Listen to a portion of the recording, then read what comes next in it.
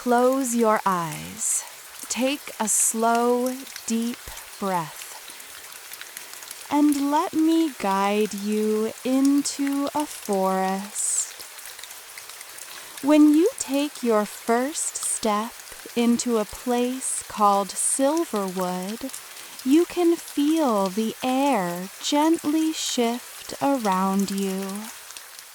The heavy scent of the city fades behind you, replaced by the smell of earth, damp, deep, and comforting, like roots that have been intertwined for centuries.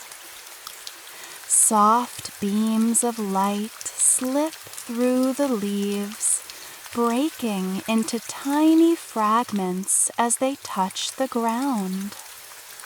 With every step, there is a gentle rustle beneath your feet, the quiet sound of dry leaves, moss, and fallen branches welcoming you deeper into the woods.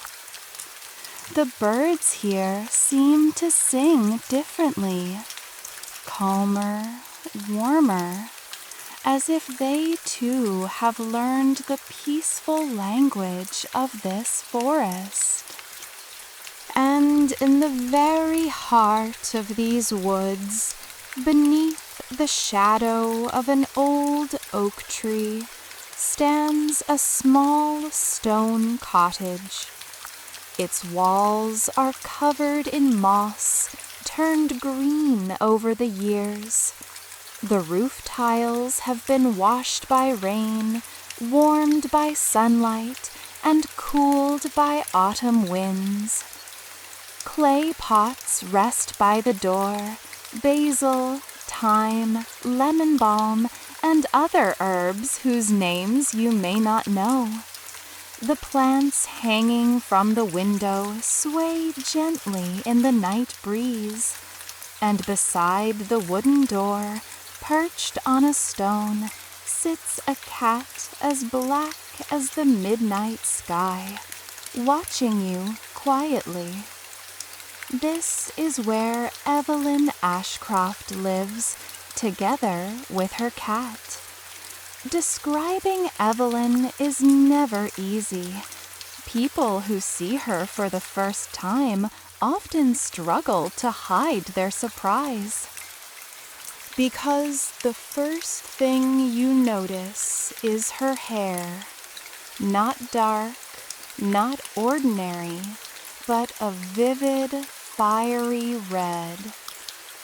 In sunlight, it glows with copper tones, flickers with hints of gold and orange.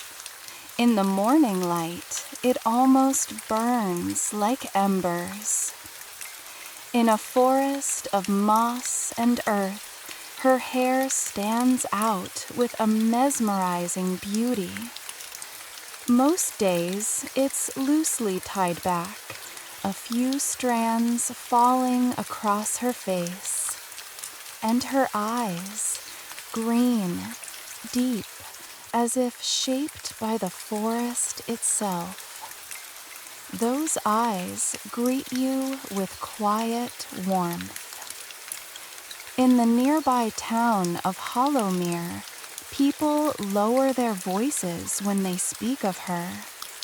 Some call her a healer. Some whisper witch.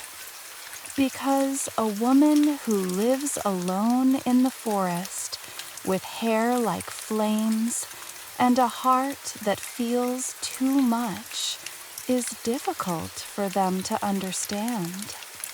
They say she calmed a wounded deer just by kneeling beside it, that a feverish child recovered overnight after drinking her herbal tea, that she senses storms before they arrive, and always, always they mention her hair, that fiery, wind-touched hair. They say there's something unusual about her, Yet when they need help, they still come to her door. Evelyn never minds the rumors. She doesn't fear them, nor does she feel hurt. Most of the time, she simply smiles, because Evelyn is deeply content in her own quiet world. In the early hours of morning, before sunlight slips through the trees, when the forest is wrapped in that soft blue glow, she wakes with a gentle sense of joy. What herbs will she gather today? What remedy will she prepare?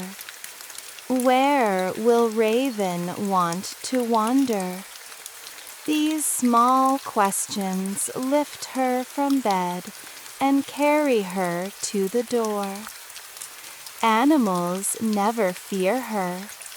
A wounded fox sometimes waits outside her cottage. An owl rests on her windowsill. A stray dog once arrived from deep within the woods, stayed for weeks, and left healthy and calm. Evelyn treats them, feeds them, speaks to them, not with words, but with the tone of her voice, the movement of her hands, the quiet stillness of her presence. And the animals understand. But Raven is different from all the others. Raven is a black cat, midnight black, with glossy fur and amber eyes that seem to hold entire stories. Evelyn has known him for years, though she cannot quite remember when he first appeared. It feels as if he has always been there, woven into the rhythm of her life. They rarely need words.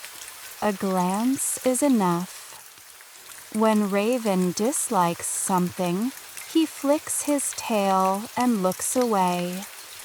When he wants Evelyn to notice a place, he nudges his nose toward it. And sometimes, on rare nights, he curls beside her. When he does, Evelyn knows something is stirring in the forest. Every morning begins the same way. Before the sun reaches the treetops, Evelyn opens the door. Raven joins her, and together they walk into the woods. Evelyn leading, Raven 2 steps behind. That autumn morning began just like any other. Basket in hand, hair tied back, Evelyn stepped into the forest. Autumn had come early that year. Leaves had begun to yellow in August, and some branches looked tired even in July. But Evelyn felt it not only in the colors, she sensed it in the air, in the soil, in something she couldn't quite name. A faint unease, like the forest was dreaming a troubled dream. Her first stop was always the same, a small clearing between 2 tall pines north of the cottage. Moonleaf plants grow there. Moonleaf is special. It glows faintly under moonlight, not bright, but enough to see if you look closely. Evelyn learned about it from her grandmother. No season can defeat it, her grandmother had said. If you ever find it wilted, something is wrong. That morning, as Evelyn approached the clearing, she stopped. The moon leaves were wilted, not just a few, all of them. Their leaves drooped, edges browned, some had fallen to the ground. Evelyn knelt and touched one gently. The texture was still soft, but the life inside it was gone, as if a small light had been extinguished. Surprise flickered across her face. Then she frowned, thinking. Raven stepped beside her, sniffed the leaves, then lifted his head and looked into the forest. Evelyn followed his gaze. There was nothing there, only trees, shadows, and the crisp breath of autumn. Her routine broke that day. She returned to the cottage, opened her notebook, and began writing. She examined the samples, labeled them, studied them under a magnifying lens. Raven sat on the table, perfectly still, as if waiting. Later, Evelyn checked the other plants around her home. The basil was fine. The thyme was healthy. Why only moonleaf? What did it sense that others did not? Questions gathered, answers did not. Sometimes people from Hollowmere came to her door, hesitant, calling from a distance. Is Evelyn Ashcroft here? She would step outside, smile, and listen. A feverish child, aching joints, a restless baby. She asked calm questions, then returned with a small bottle or a cloth-wrapped bundle. Steep this in boiling water. Leave it overnight. Drink it in the morning. And most of them recovered. But they never stayed long, never talked much. They knew her name, her cottage, her remedies, but they never sat for tea. Her fiery hair, her unusual beauty, her solitary life, and the stories about her grandmother created a quiet distance. Evelyn noticed, and she smiled gently. They think I'm a witch, she would tell Raven. Raven would fold his ears back, his version of a smile. As the sun set, the cottage filled with golden light.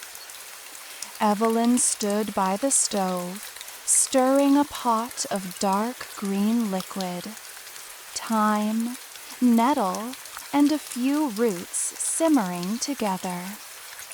There was no strict recipe. Her hands simply knew what to do. Raven climbed onto the windowsill and froze. Evelyn looked up. His fur was slightly raised, ears pointed forward, amber eyes fixed on something outside. She turned off the stove and walked to the window. Far beyond the trees, deep within the forest, a faint light shimmered. Not yellow, not green, not white. A strange glow, unlike fire or lantern light, trembling softly, waiting. Evelyn stared for a long moment. Curiosity or worry, she couldn't tell, but her eyes did not leave that distant glow. Raven didn't move. The forest was quieter than ever. That night, Evelyn could hardly sleep, but it didn't trouble her. Some nights are simply like that, when the mind circles around a single question, returning to it again and again, no matter how gently you try to let it go. She lay in bed, eyes tracing the wooden beams across the ceiling. The cottage was quiet. Outside, there was no wind, no rustling leaves, only the distant call of an owl, slow, rhythmic, almost like a lullaby drifting through the dark. Raven rested at the foot of her bed. His eyes were closed, but Evelyn knew he wasn't asleep. A cat looks different when it truly sleeps. Muscles loose, breath softened, body surrendered to rest. Raven, however, was alert, listening. With the first light of morning, Evelyn rose. When she opened the door, the air was cold, the crisp, clear chill of an autumn morning that fills your lungs and wakes you instantly. Her breath formed a small cloud in the air. Wet leaves crunched beneath her shoes. The forest was still dim. The sun had not yet touched the tops of the trees. Evelyn didn't choose a direction. Or rather, she did, but not with her mind. Her feet carried her toward the place where the strange light had appeared the night before. This time, Raven walked ahead, tail held high, leading the way. As they moved deeper into the forest, the trees grew denser. The ground softened. The sound beneath their steps changed, from the crisp rustle of dry leaves to the muted, damp hush of moist earth. Sunlight reached this part of the woods only in thin, golden threads, weaving delicate patterns across the ground. Raven stopped. Evelyn stopped with him. Before them stood a tree, one of the oldest in Silverwood. Its trunk was so wide that two people holding hands could not encircle it. Its bark was carved by centuries of rain and wind, marked with deep cracks and winding lines that looked like the forest's own memories etched into its surface. Evelyn knew this tree. As a child, she had come here with her grandmother, touched its trunk, and felt something. Warmth, perhaps, or a faint vibration. She never understood it, but she remembered it. Now she looked down at its roots, and her chest tightened. Where the roots broke through the soil, something dark spread beneath them. Rot, but not the natural kind. Natural decay is brown, moist, part of a cycle that leads to new beginnings. This was different, black, dry, empty, as if something had drained all life from it, leaving only a hollow shell behind. Evelyn knelt. She removed her glove and pressed her fingers into the soil. Cold, far colder than it should be. and beneath her fingertips she felt nothing. No moisture, no warmth, none of the subtle pulse of living earth. It was as if that patch of ground had stopped breathing. She withdrew her hand, stood up, and looked at Raven. Raven looked back. "This isn't normal," Evelyn whispered. Her voice vanished into the trees. That day, back at the cottage, she filled pages of her notebook. She sketched the roots, the shape of the blackened patch, the location of the moonleaf clearing. Then she pulled an old book from her shelf, one that had belonged to her grandmother. Its pages were yellowed, edges curled, the leather cover worn. She turned the pages carefully, searching through sections on plant illnesses. It wasn't a fungus. It wasn't an insect. It wasn't weather. But magic? Evelyn set her pencil down and leaned back. Distinguishing magical afflictions from natural ones was difficult.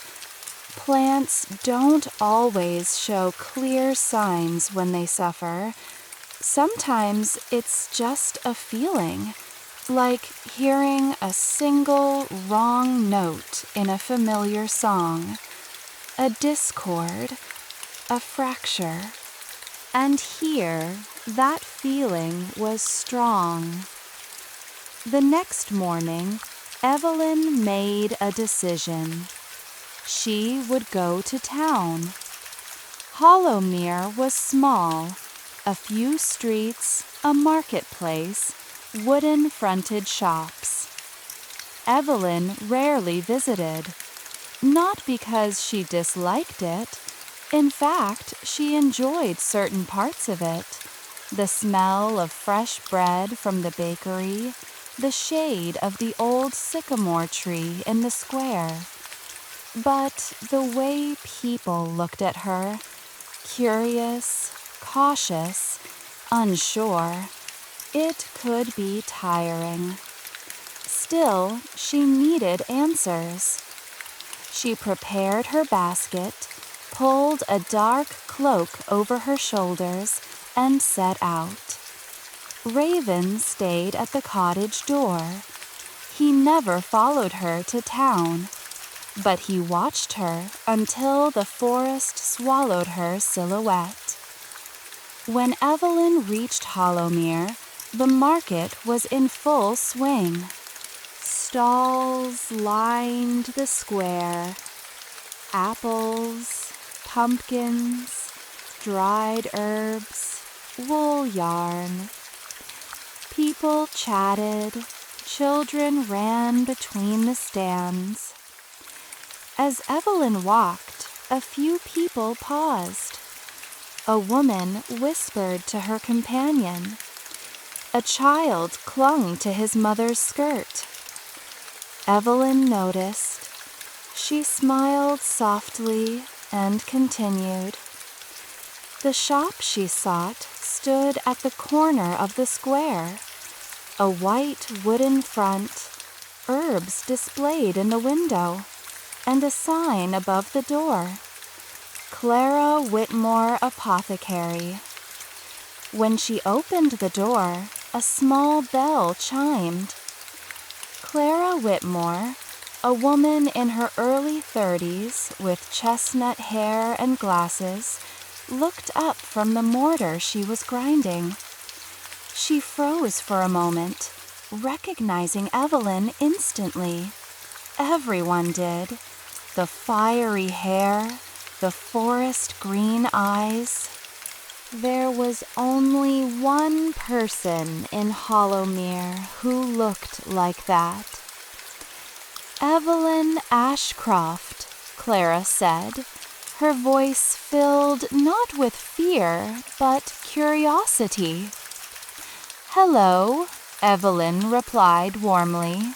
"I don't want to trouble you, but I have a few questions."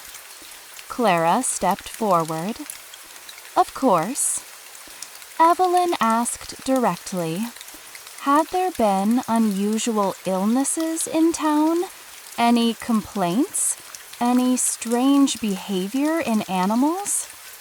Clara's expression shifted. "Yes," she said slowly. "I've been wondering about it myself. For the past 3 weeks, people have been coming in with the strangest symptoms. They're exhausted, but not normal exhaustion. They wake up fine, and by midday they're drained. No fever, no pain, no clear cause. Just weakness." Evelyn listened closely. "And the animals," Clara continued. "One farmer's horses lost their sense of direction. They walked in circles for hours on a familiar road. The pigeons haven't returned to town in days. And the dogs?" She paused. "The dogs howl at night, but it's as if they don't know what they're howling at." Evelyn inhaled deeply. Pieces were beginning to fit together, small, strange events forming a larger pattern. "We need to think together," Evelyn said. Clara adjusted her glasses. "I can close the shop." They moved to the back room. Clara made tea. Evelyn laid out her notes, sketches, and observations. Clara studied them carefully. "Have you ever seen anything like this?" Clara asked. "No," Evelyn answered honestly. "But my books mention certain things. Silverwood has a very old history. It's not just a forest. At least, that's how it's always been told." "What do you mean?" Evelyn held her cup, thinking. "Some places have a heart," she said softly. "A center, a power. It may sound strange, but what's happening in the forest isn't random. Something has been disturbed, and to fix it, we need to understand what broke." Clara was silent for a moment. Then she lifted her head. "Where do we start?" Their research began that very day. Clara brought out old records. The apothecary had been passed down through generations, and some books were centuries old. Evelyn added her own collection. They searched Hollowmere's archives, church ledgers, market records, and there, on a yellowed page written long ago, they found a note about Silverwood. The forest held a secret, a power from centuries past, forgotten by most, dismissed as legend by others. Something that protected the heart of the forest. A being, an object, or something else entirely. The writing was unclear. But one sentence stood out. "As long as Silverwood's heart does not darken, all will remain well." Evelyn froze when she read it. Heart, darkening, moonleaf, roots. She looked up at Clara. They were thinking the same thing. When they stepped outside, evening had fallen. The market stalls were gone, the streets quiet. Evelyn pulled her cloak tighter and walked toward the forest. Clara watched her from the doorway. Before closing the door, she looked once more toward the trees, toward the place where Evelyn had disappeared, until the fiery red hair vanished into the dark. When Evelyn returned to her cottage, Raven was waiting at the door. She knelt and embraced him, something she rarely did, but tonight she felt the need. Raven made no sound. He simply rested his head on her shoulder. They went inside. Evelyn lit the stove. Warmth filled the cottage, painting the walls in soft golden light. The jars, the hanging herbs, the scattered notes, everything was familiar, safe. But when Evelyn sat at her desk, opened her journal, and began writing what she had learned, her hand paused for a moment. This was no longer about a few wilted plants. Something much larger was unfolding, and it was only just beginning. There are certain mornings when, the moment you wake, you feel that something has changed. You can't name it. The room is the same. The light is the same. The sounds outside are familiar. But inside you, something is different. As if, while you slept, a door quietly opened and something slipped in, settling softly within you. Evelyn woke to exactly that feeling. She opened her eyes and looked at the ceiling beams. The cottage was silent. Raven wasn't at the foot of her bed. He was at the window, watching the world outside. The morning light was pale, and a thin veil of mist hung over the forest, softening everything it touched, the sharp lines of the trees, the angles of the branches, even the distant hills.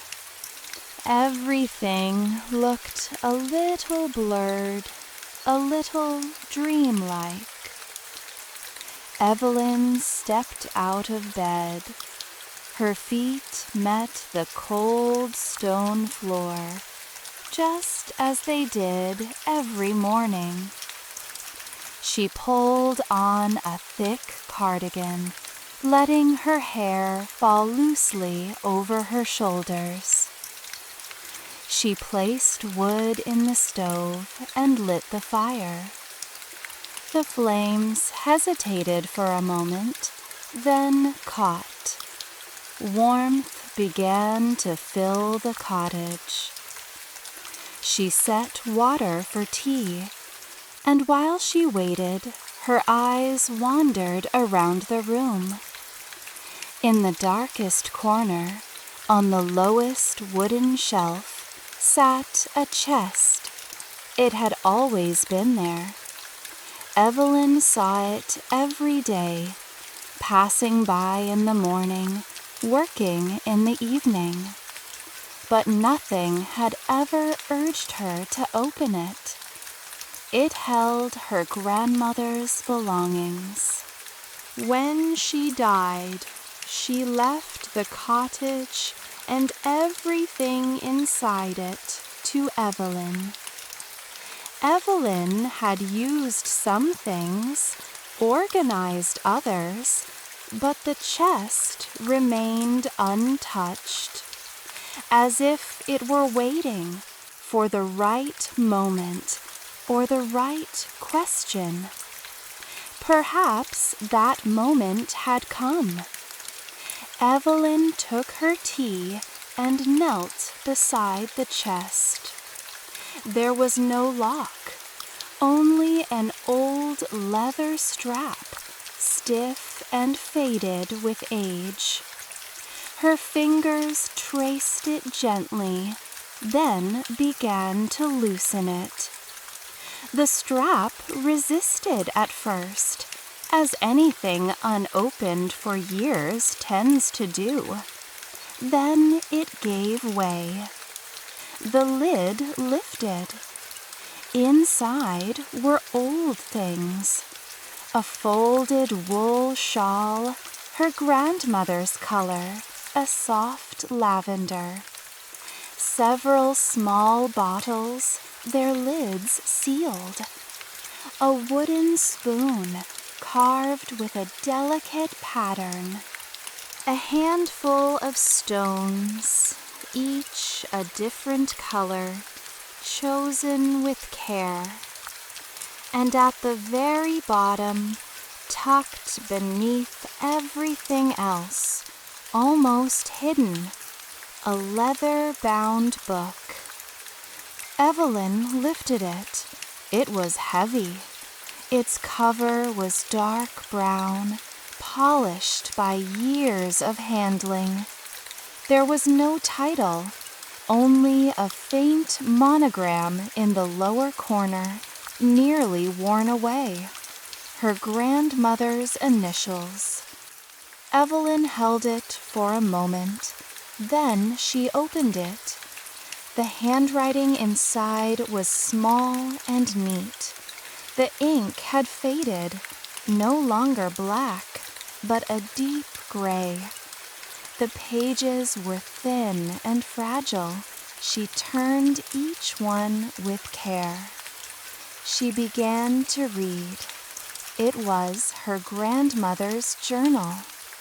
The first pages were simple notes. Which herbs she gathered, which remedies she prepared, how the weather felt, how the forest breathed. Small observations, short sentences. But as Evelyn read on, the tone shifted. The sentences grew longer, the observations deeper. And at one point, the handwriting changed, tighter, faster, as if her grandmother had been trying to keep up with her own thoughts. Evelyn slowed down. She read carefully.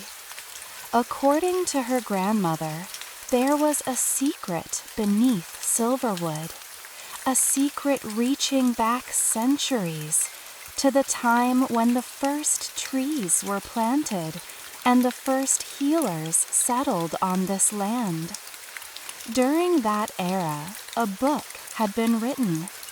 Not just a book, an archive, a memory. The most complete record of nature magic, plant language, forest spirits, and earth energy. It had a name, the Verdant Codex. Her grandmother had first heard of it when she was young, passed down from her own grandmother, knowledge carried through generations, whispered carefully, shared only with the right person. The Codex had been guarded by Silverwood's healers for centuries, protected, hidden, until one day it vanished. Her grandmother's note ended with, "No one knows where it is now.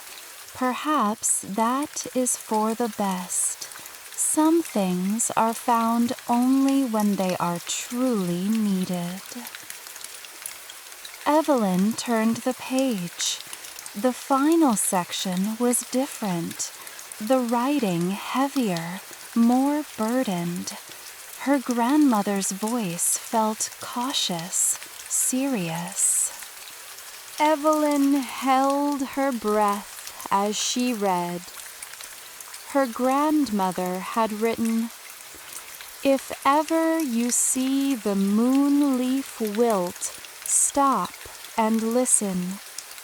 The forest is speaking. If darkness begins to spread through the roots, it is no accident, it is a sign. And if both happen at once," the page ended there. The next page held only one sentence, written in large letters at the center. "If the heart of the forest begins to darken, the codex must be found." Evelyn stared at the page for a long time. Outside, a branch snapped. There was no wind. She looked toward the window, but saw only the forest, still wrapped in morning mist. Raven leapt onto the table. He came close, looking at the open journal, as if he were reading, as if he understood. "Did you hear that?" Evelyn whispered. Raven looked at her. That look was an answer. Evelyn didn't work that day. Not in the usual way. No gathering herbs, no brewing remedies. Instead, she emptied the chest completely, examining each item with care. She read the labels on the bottles, held the stones in her palm, unfolded and refolded the shawl, and again she returned to the journal, reading different sections, comparing her grandmother's notes with her own. By evening, she had filled 10 pages in her notebook. What exactly was the Verdant Codex? Why had it disappeared? Who had taken it? And where had it gone? And most of all, her grandmother knew about it, wrote about it. So why had she never told Evelyn? That last question weighed heavily. Her grandmother had taught her so much. Plants, magic, the forest's voice, the language of seasons, but never this. Why? To protect her?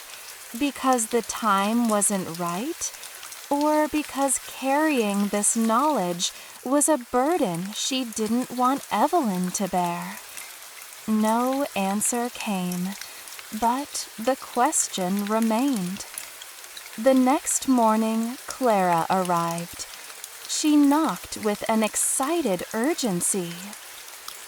When Evelyn opened the door, Clara held a stack of papers, photocopies from old apothecary records, handwritten notes.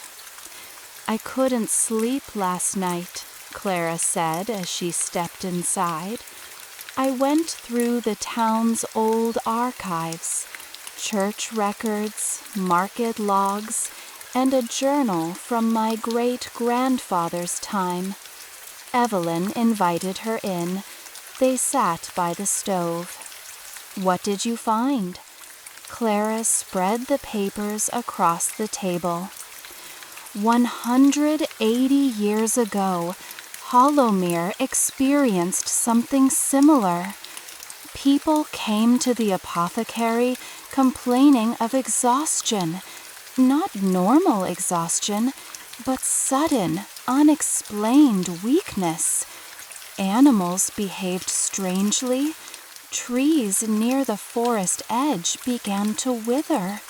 She pointed to a line, but then it stopped. suddenly. No explanation. It stopped? Evelyn asked.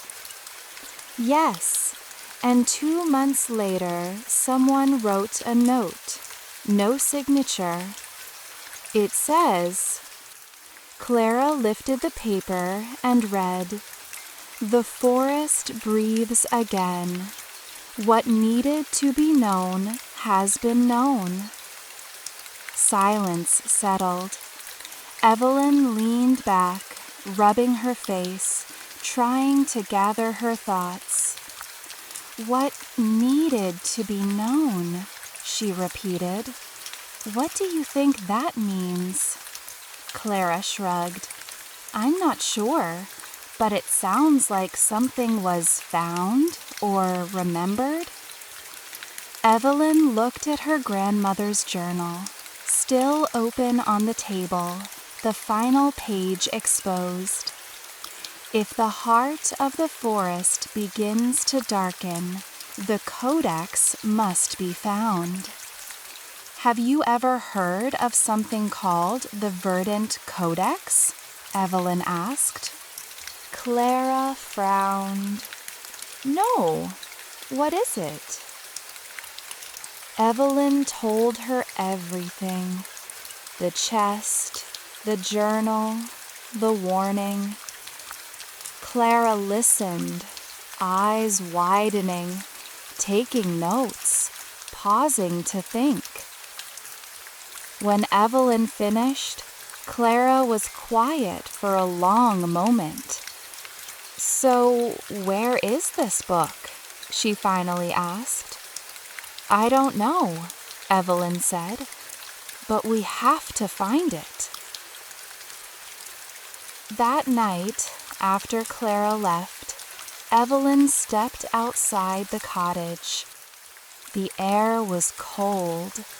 The stars were sharp against the clear autumn sky. The treetops rose like dark silhouettes, and between them a star would appear, then vanish again. Evelyn breathed in. She smelled the earth, wet leaves, decaying wood, the faint mineral scent of distant stone.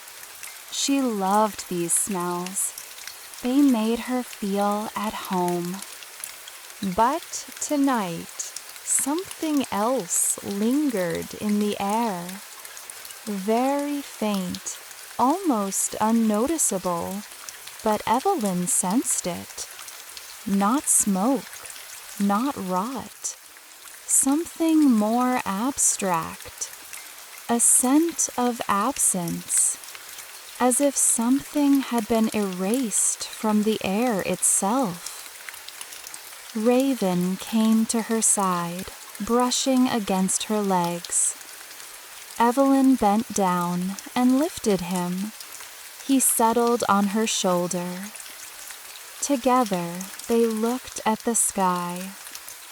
"Where do we begin?" Evelyn asked softly. Raven's ear twitched, as if he heard something. Something distant, something calling.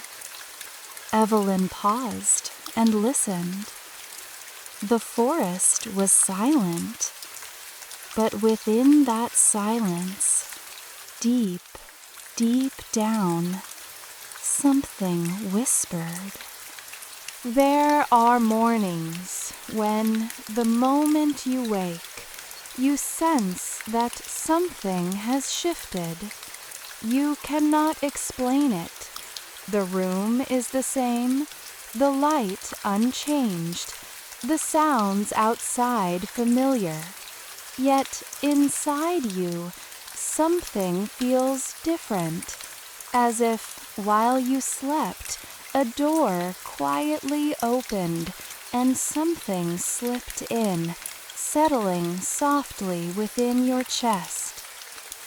Evelyn woke to exactly that feeling.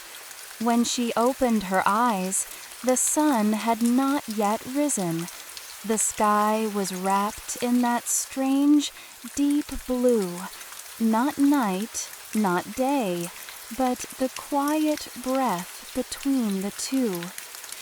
She rose from bed and dressed in layers, thick socks, leather boots, a wool vest, and finally her dark brown cloak. She braided her hair tightly. She slung a small pack over her shoulder. Inside she placed a few vials of potion, herbs wrapped in linen, a piece of bread, her grandmother's journal, and her own notebook. Raven sat at the door. He was ready. Clara arrived before dawn.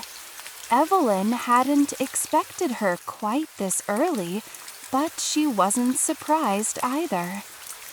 Clara hadn't said come early tomorrow when she left the night before, but both of them knew what needed to happen next. They had to follow the trail of the Verdant Codex. And in her grandmother's journal, just before the final page, Evelyn had found a tiny note she had missed the first time. A direction, a place, the northern marshes, the stones in the mist. Clara adjusted the strap of her pack. She wore a practical cloak and carried a sturdy walking staff. She pushed her glasses up the bridge of her nose. "Ready?" she asked. Evelyn smiled softly. "I was going to ask you the same." As they walked north through Silverwood, the forest changed. The southern part was familiar. Evelyn knew every tree, every rock, every plant that grew in each season.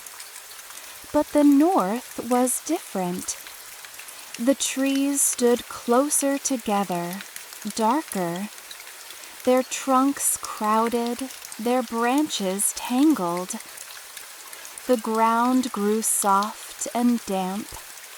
Each step made a faint sound, as if water moved beneath the soil. And the smell changed. In the south, earth and leaves dominated. In the north, the scent of marsh joined them. Moss, still water, roots, and mud. A heavy smell. Some people found it suffocating. But Evelyn knew it well, and instead of searching for danger within it, she read it like a sign. They were getting closer. Raven walked ahead, pausing every few steps, ears perked, then moving on. The marsh revealed itself slowly. First, the ground grew wetter. Then their steps began to sink slightly, resisting. Small pools appeared, still water with autumn leaves floating on the surface. And then, through the trees, they saw it. A wide marsh, not endless, but large. A thick layer of mist hovered above the water, about a meter high, unmoving and pale. Tree trunks rose from the water, their roots submerged, their branches lost in the mist. And scattered across the surface were stones, large, flat stones. They looked random at first, but Evelyn sensed a pattern. Someone, long ago, had laid a path here. Clara stood beside her. "It's beautiful," she whispered.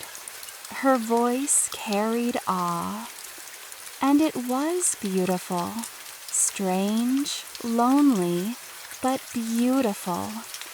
The faint morning light filtered through the mist, painting everything in silver.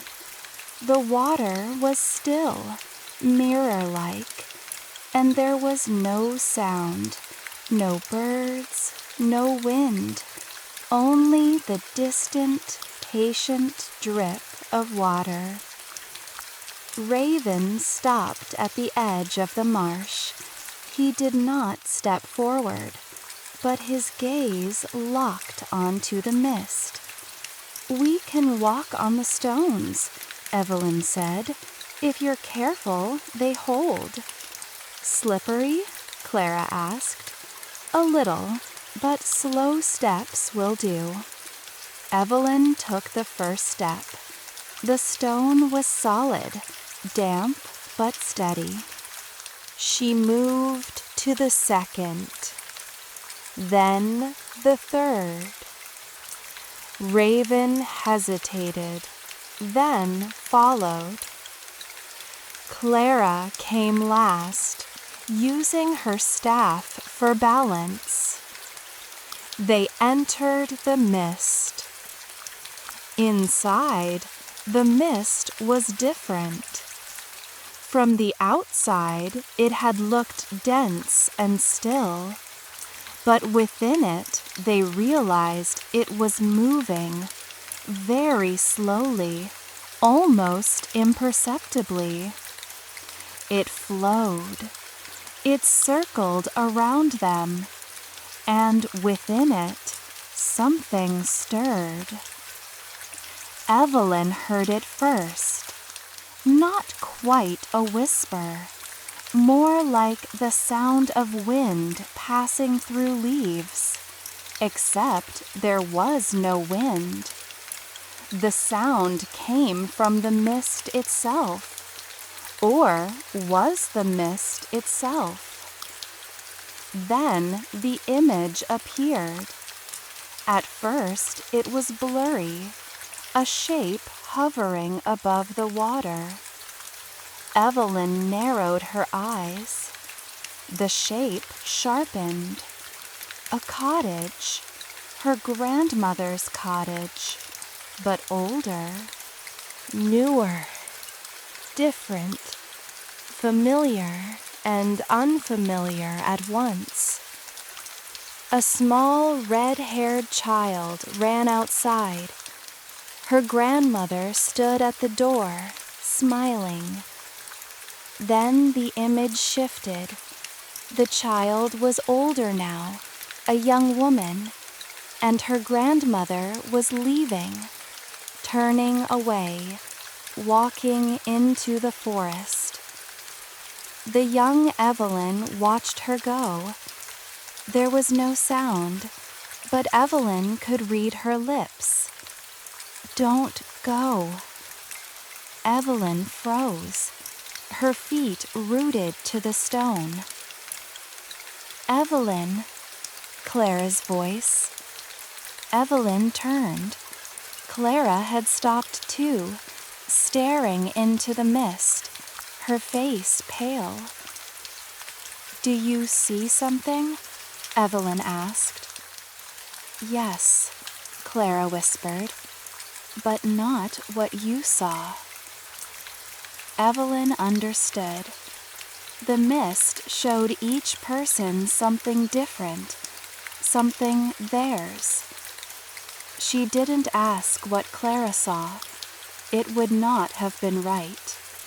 But she recognized the expression on Clara's face, a mix of pain and truth, heavy yet strangely relieving. Because sometimes seeing what you've avoided is easier than carrying it unseen. Raven stood still in the mist, eyes darting left and right, following something invisible, something only he could sense. They continued walking. As they neared the center of the marsh, the stones grew farther apart. Their steps had to be more careful. The mist thickened. Their vision narrowed. Evelyn walked with the image still lingering in her mind, her grandmother's back disappearing into the forest, and her own voice, "Don't go." She knew that memory well. It had truly happened. A few days before her grandmother fell ill, she had walked into the forest without a word. Evelyn had tried to stop her. Her grandmother had turned and smiled, that peaceful, knowing smile. "I'm not leaving," she had said. "I'm just going to say goodbye." Evelyn hadn't understood then. Now she did.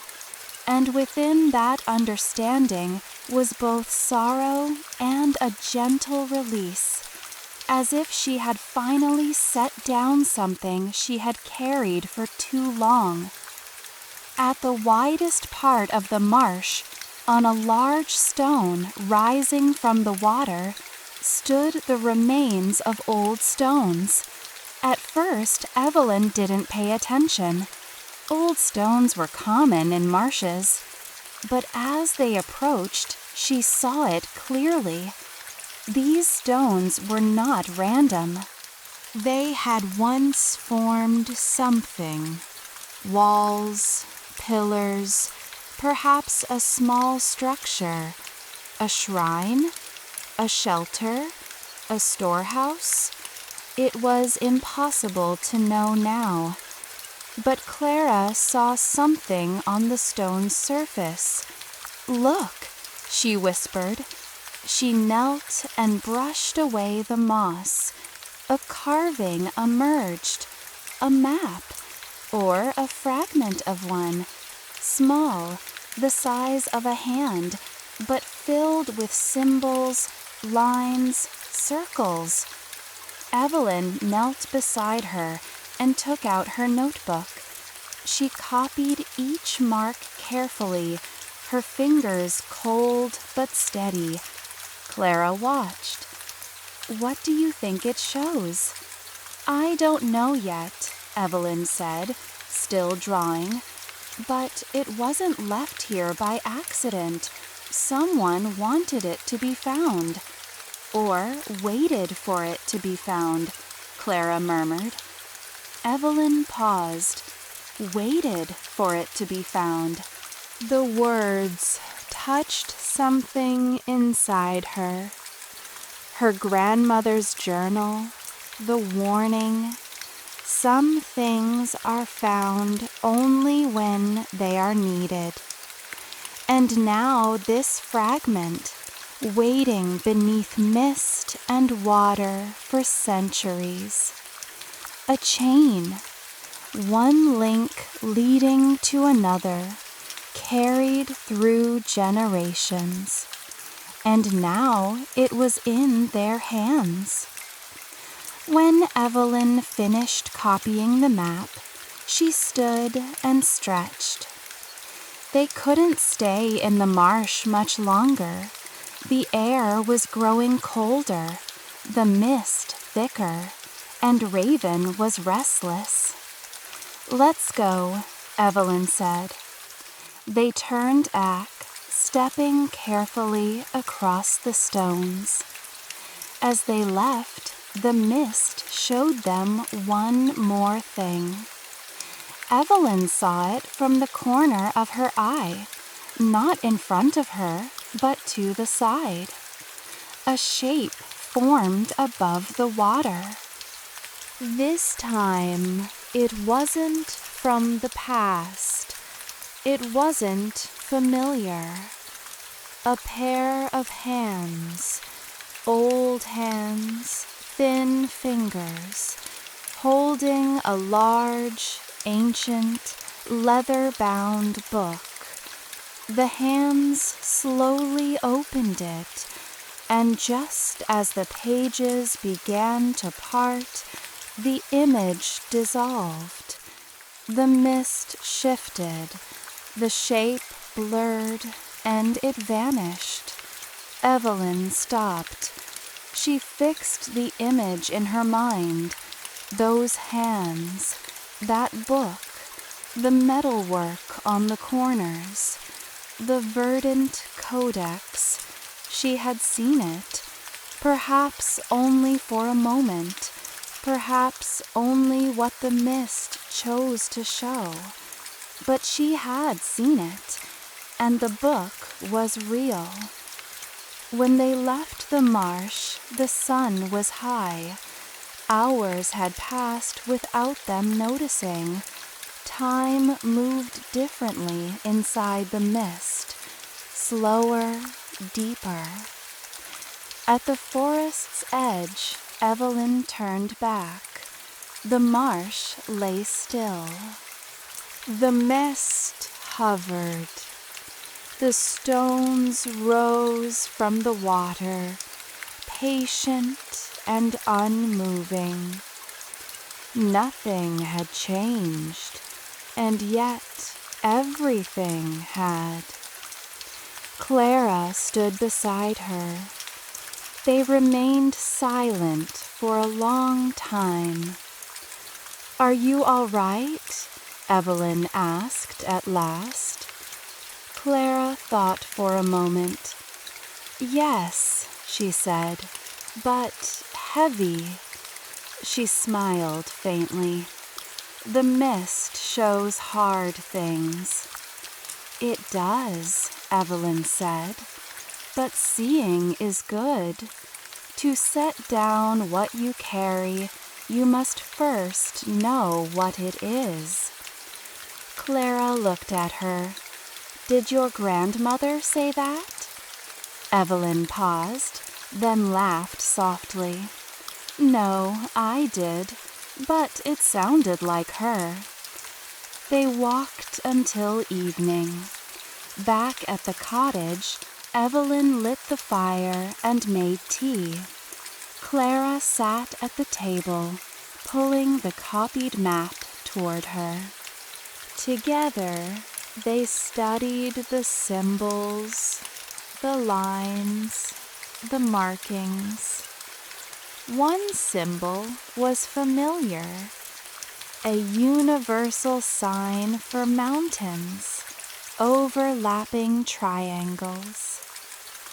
Beside them, inside a small circle, another mark.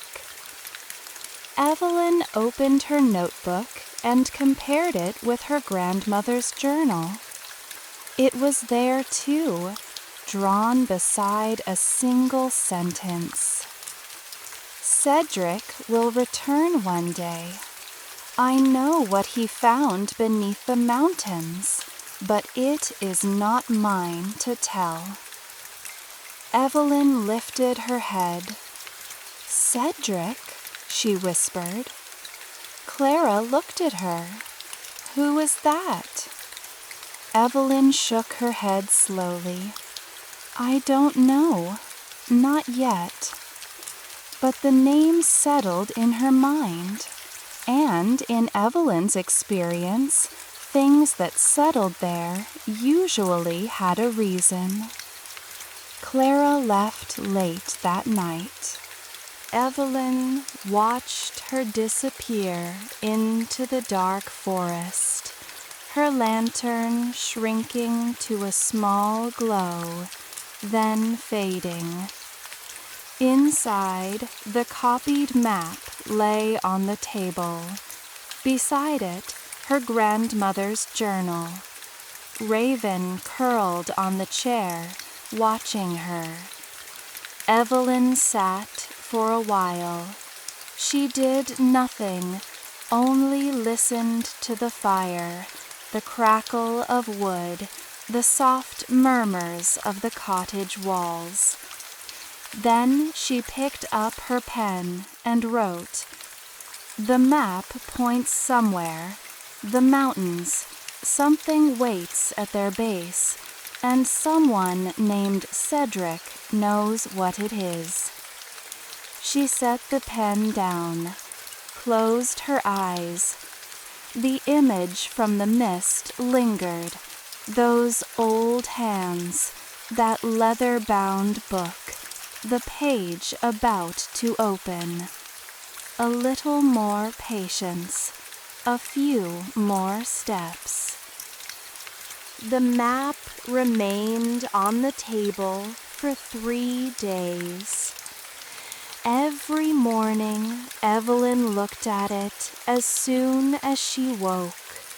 Every evening, she kept it beside her as she worked. She memorized the symbols. She could close her eyes and redraw every line in her mind. But understanding is different. Knowing something does not mean you grasp its meaning. Sometimes the things we know best stay unclear the longest. Clara visited during those 3 days as well. She brought her own research, notes from apothecary books, stories gathered from Hollowmere's older residents. They sat together, thought together, and sometimes simply stayed silent together. Raven often looked at the map too. He never touched it with his paw. He only watched. But every time he looked at the same spot, the symbol of the mountains. On the 4th morning, Evelyn woke early. The sky was still gray, the sun not yet risen. But the moment she opened her eyes, she got up. She didn't dress, didn't think. She went straight to the table and looked at the map. She looked at the point Raven always stared at, and this time she saw it. Right beside the mountain symbol, there was a tiny mark, so small it looked like an extension of the line. Evelyn had noticed it before, but dismissed it as decoration, or perhaps a slip of the hand of whoever carved the stone. But now she looked closer. The mark showed a structure, a small square with a vertical line inside it. Where had she seen a symbol like that? She opened her grandmother's journal, turned the pages, and found it, drawn casually in the margin of a page, as if it were unimportant. Beside it, the note read, "Observatory." Clara arrived a little late that morning. When she opened the door, Evelyn was already ready. Cloak on, pack over her shoulder. Clara paused, looking at her face. "Where?" she asked. "The foothills," Evelyn said. "There's an abandoned observatory there. My grandmother mentioned it." Clara thought for a moment. Then she stepped inside, grabbed her own pack from the hook, and turned back. "I'm ready," Evelyn smiled. "You're not going to ask how long it will take?" "It will take as long as it needs to," Clara said. "Let's go." The road was long. They passed through the northern part of Silverwood, out of the forest, and on to the open plain beyond. Here the trees thinned, the ground hardened, earth gave way to stone, and the sound beneath their feet changed, from soft rustling to a firm, echoing tap. The mountains rose on the horizon. Clouds hung low that morning, hiding parts of the peaks beneath a gray veil. They talked as they walked. Sometimes they stayed quiet. Both were used to long walks. Clara around the town, Evelyn in the forest. But this path was different, longer, wider, leading toward a purpose. Raven walked ahead sometimes beside them. Occasionally he leapt onto a rock, surveyed the land, then jumped down and continued.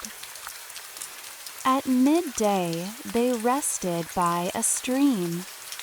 The water was cold and clear. Evelyn cupped her hands and drank. Clara cut the bread she had brought and shared it. Raven drank from the stream. "Whose observatory is it?" Clara asked. "A researcher's," Evelyn said. "A natural historian. My grandmother mentioned him, didn't give a name, but said he studied this region." Someone who tried to document Silverwood's history. Is he still there? Evelyn looked at the water's surface. "I don't know. Maybe there are traces. Maybe he left something behind." Clara was quiet for a moment. Then she asked, "And if it really is abandoned? If no one has been there for years?" "Then we still go," Evelyn said. "Sometimes abandoned places hold the most." They reached the foothills in the afternoon.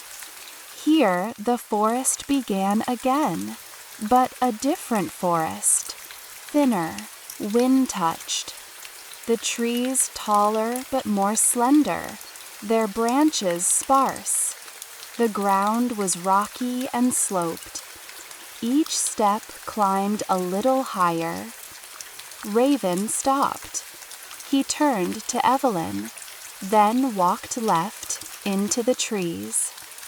Evelyn and Clara exchanged a glance and followed him. The observatory did not reveal itself all at once.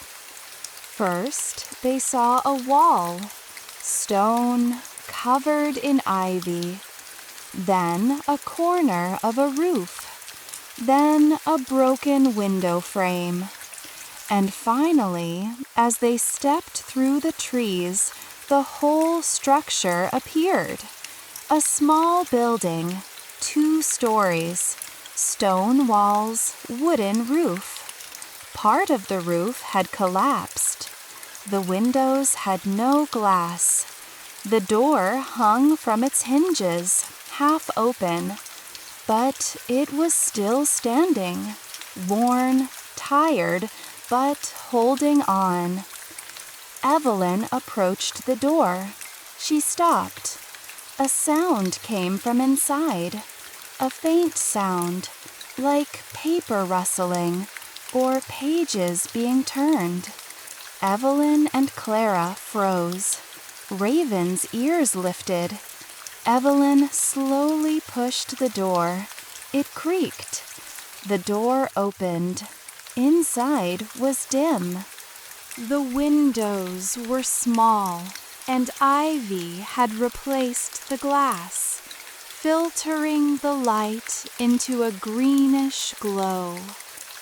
Shelves lined the walls, filled with books, tubes, jars, dried herbs, stacks of paper. A table held maps spread across it, and behind that table, sitting with his back to the door, Looking out the window was a man, an old man, his shoulders slumped, his hair long and white. He wore a worn brown coat. Evelyn tried to speak, but he spoke first. "You're late," he said. His voice was low, cracked, but clear. He didn't turn.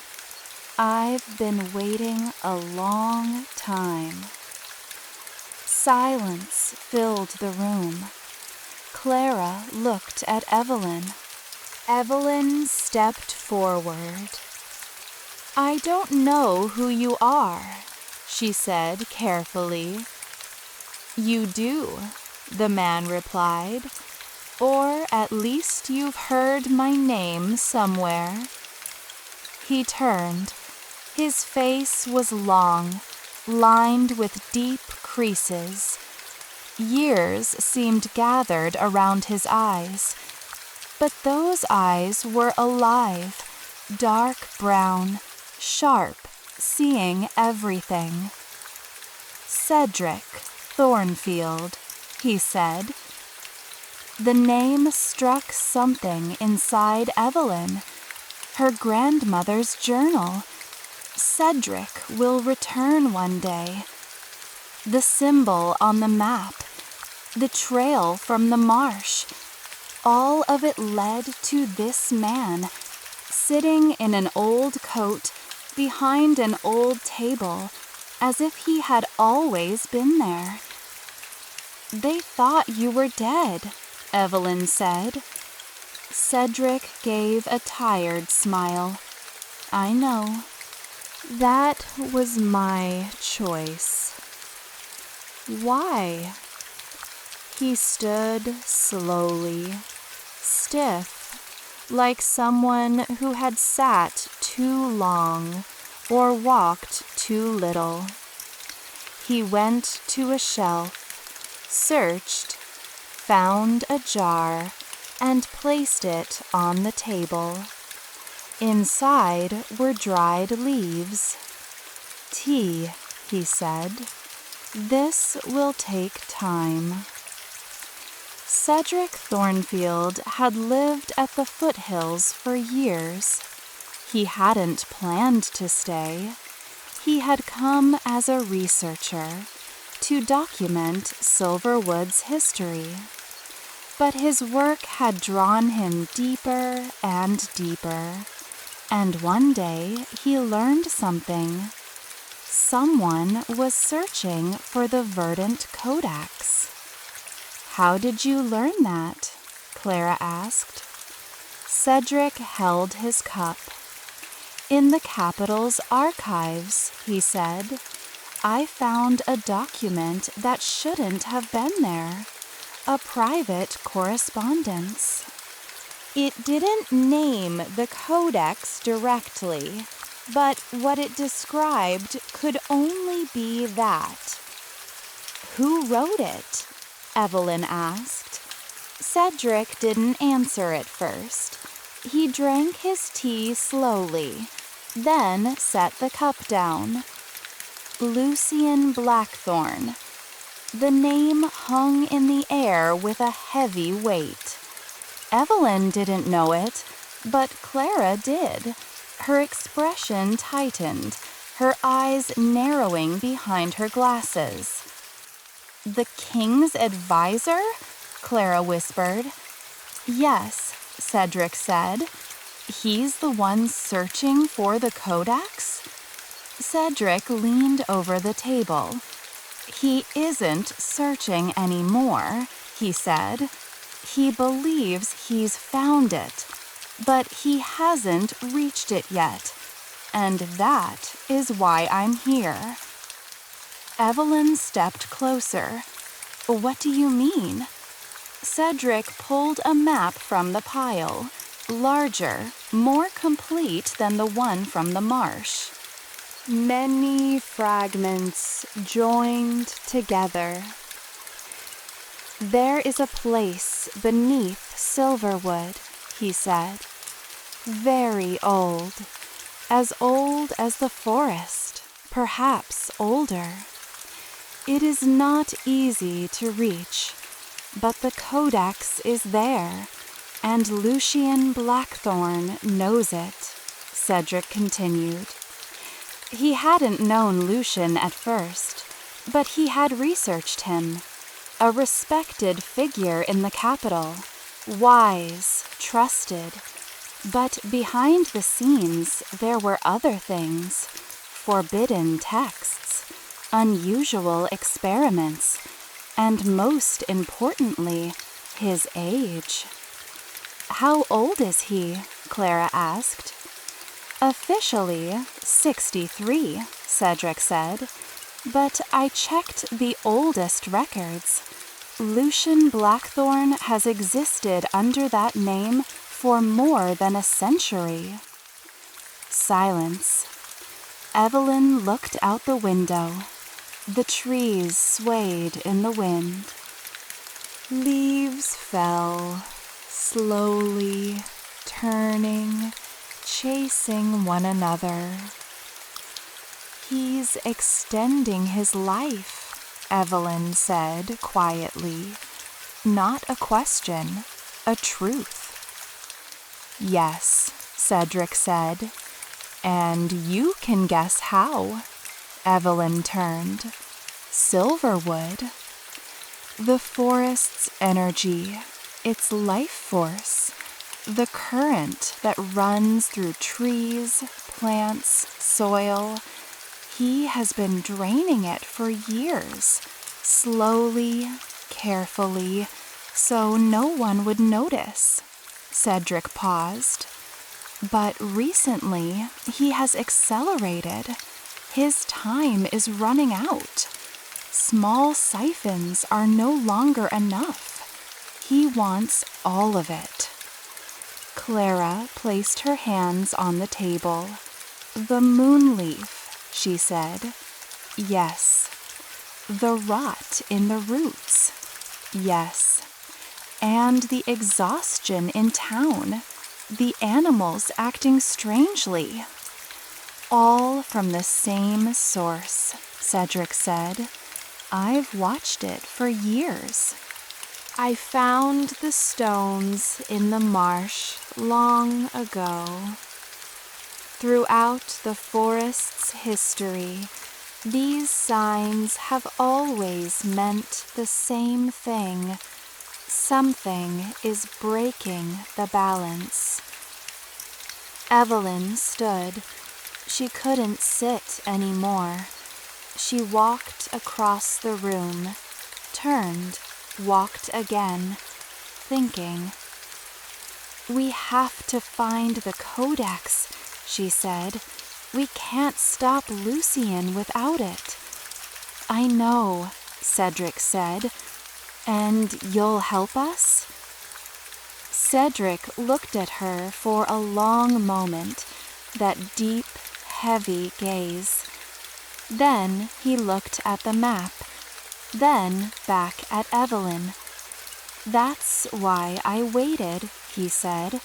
"What else would I be waiting for?" They stayed at the observatory that night. Cedric showed them 2 small rooms, old beds, thin blankets. Clara was exhausted and fell asleep quickly. Evelyn stayed with Cedric a while longer. By the fire, as the flames flickered, Cedric told her about Silverwood's history, the ancient healers, the first settlers, how they wrote the codex and how they hid it. Evelyn listened. Raven sat beside Cedric. This was unusual.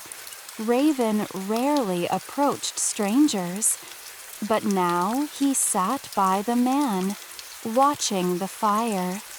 Cedric noticed. He looked at Raven. Something passed across his face. Recognition, surprise, but he said nothing. Near midnight, Evelyn stepped outside. The air was cold and clear, the stars sharp. The mountains stood against the sky, immense, silent, watching everything. Evelyn breathed in. She had learned so much today. Lucian, the forest's energy, the Codex's location, the scale of the threat. Pieces that once seemed meaningless now formed a clear picture, and that picture did not frighten her. It did not overwhelm her. Something else awakened inside her. Clarity, resolve. She would protect her forest, the land her grandmother had tended, the trees, the balance, the life. Raven came to her side. Evelyn bent down and lifted him. He settled on her shoulder, pressing his head into her hair. "You know, don't you?" Evelyn whispered. "You already know all of it." Raven didn't move, but Evelyn felt something inside him, beneath his fur, within that small body, something unusual, a warmth, a weight, as if something far greater was carried in something so small. Evelyn thought about this, and that thought followed her into her dreams. Going to the capital had never been part of Evelyn's plan. In fact, it had never been part of her life at all. She had been born in Silverwood, had grown up there, and had never once considered leaving it. Cities felt distant to her, not only physically, but in another, deeper way. Cities had no scent of earth. They had no sound of trees. They had no brightness of grass covered in morning dew. Without these things, Evelyn felt incomplete, as if she had left something essential behind. But when Cedric opened the map and placed his finger on the capital, something inside Evelyn shifted. "We need access to Lucian's documents," Cedric said. "Not to learn the exact location of the Codex. We can determine that from your grandmother's journal and the map. But to understand what Lucian is planning, to know when he intends to act." "I cannot go to the capital," Evelyn said, automatically, without thinking. "You can," Cedric replied. His voice was gentle but firm. "You simply do not want to. That is something different." Evelyn looked at him. He was right. Preparation took 2 days.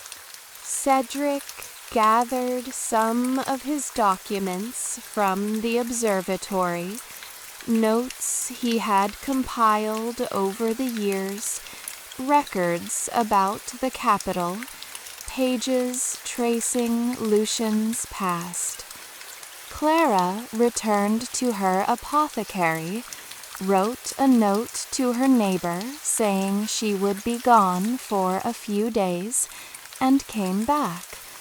Evelyn went to her cottage. She spent a few hours there. She extinguished the fire. She watered the plants. She closed the windows. She looked at the bottles on her shelves.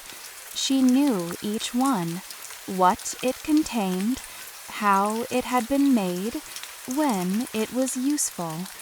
leaving them behind felt strange, as if she were leaving a part of herself. Then Raven was sitting at the door, and Evelyn looked at him. "You're coming too?" she said. Raven stood up. He walked to the pack. Evelyn laughed softly. "Yes, I know. I didn't need to ask." The road to the capital was a 3-day walk. On the first day, they crossed the forest. On the second day, they traveled across the plains, villages, fields, small mills. On the third day, the silhouette of the city appeared on the horizon. Evelyn stopped when she saw it from afar. It was large, larger than she had expected. Bell towers, castle walls, high rooftops, all together rising over one another. A smoky haze hung above the city, formed by hearths, ovens, and the breath of thousands of people. And the sounds, even from a distance, reached them. The clatter of horses' hooves, wheels striking stone, the hum of the marketplace. "Is this your first time seeing it?" Clara asked beside her. "Yes," Evelyn said. Her eyes were still fixed on the city. "What do you think?" Evelyn thought for a moment. "Big," she said, "and loud." A short pause, but nothing more. Clara laughed. The inside of the city was as expected, perhaps even more. The streets were crowded. People brushed past one another. No one stopped. No one looked around. Everyone was going somewhere. Everyone had urgency. Evelyn did not recognize this pace. In the forest, time flowed according to its own rhythm, by seasons, by sunlight, by nature's pulse. Here, time seemed pushed and pulled. But the city looked wealthy. That was true. Shop windows were full. Clothes were colorful and embroidered. Market stalls overflowed with goods. Street corners held singers, jugglers, flower sellers. On the surface, everything seemed in order. But Evelyn did not look at the surface. The first thing she noticed was the trees, or rather, the absence of them. The city had parks. Cedric had mentioned them. Large, manicured gardens, wide walking paths. But when they entered these parks, Evelyn stopped. The trees were dying.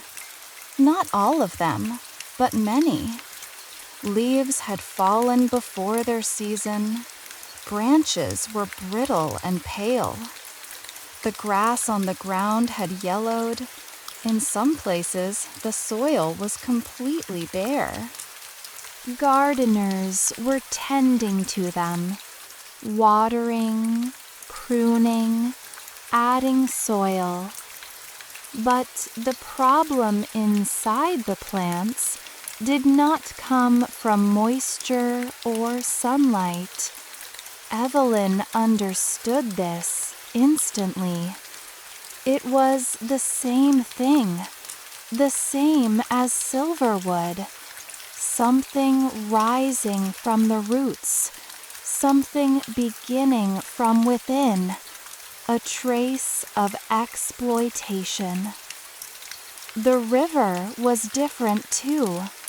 The river that ran through the center of the city had once been wide and strong. The width of the bridges and the shape of the banks made that clear, but now the water had diminished. The stones along the shore stood far above the waterline. The flow was slow and heavy.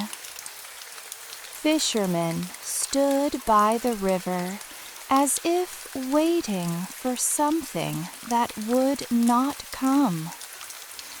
"Has anyone noticed this?" Evelyn asked Cedric. "Some have," he said quietly, "but no one thinks it has a cause. They blame the climate, the drought. They say the city has grown and water consumption has increased." "And the birds?" Cedric paused. "Few." Evelyn looked up at the sky. It was true. A city of this size should have been filled with sparrows, pigeons, gulls, but here there were only a few birds, far away, high above, as if they did not want to descend into the city. Raven was in the pack. Evelyn carried him that way in the city, his head and paws poking out of the top pocket so he could watch. But Raven had been acting strangely since they entered the city. He kept looking outside, but his ears were flattened. Something unsettled him. Evelyn touched the pack gently. "I know," she whispered. The place they stayed belonged to an old friend of Cedric's. A quiet neighborhood, a narrow street, a 2-story old house. The man who opened the door was elderly with a white beard. When he saw Cedric, he paused, then laughed, a warm, rooted laugh. They embraced. He welcomed them inside without questioning. He brought food, showed them beds. Evelyn appreciated this. Some people do not ask. They simply accept. It is rare and it is precious. The next morning, Cedric left early. He had old connections in the city, archivists, former colleagues. He knew how to reach documents. Clara went with him. She would speak with the city's apothecaries to see if there had been changes in medicine requests. Evelyn went out alone. Raven was on her shoulder this time, not in the pack, but in the open. A few people looked at them. The fiery hair, the black cat on her shoulder, the dark cloak that resembled the forest. Evelyn looked a little out of place in the city, but it did not bother her. Being out of place sometimes meant seeing more clearly. She walked through the city, different neighborhoods, different streets. She noted everything she saw.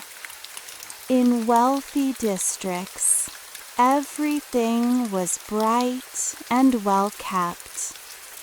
But the gardens were wilted there, too.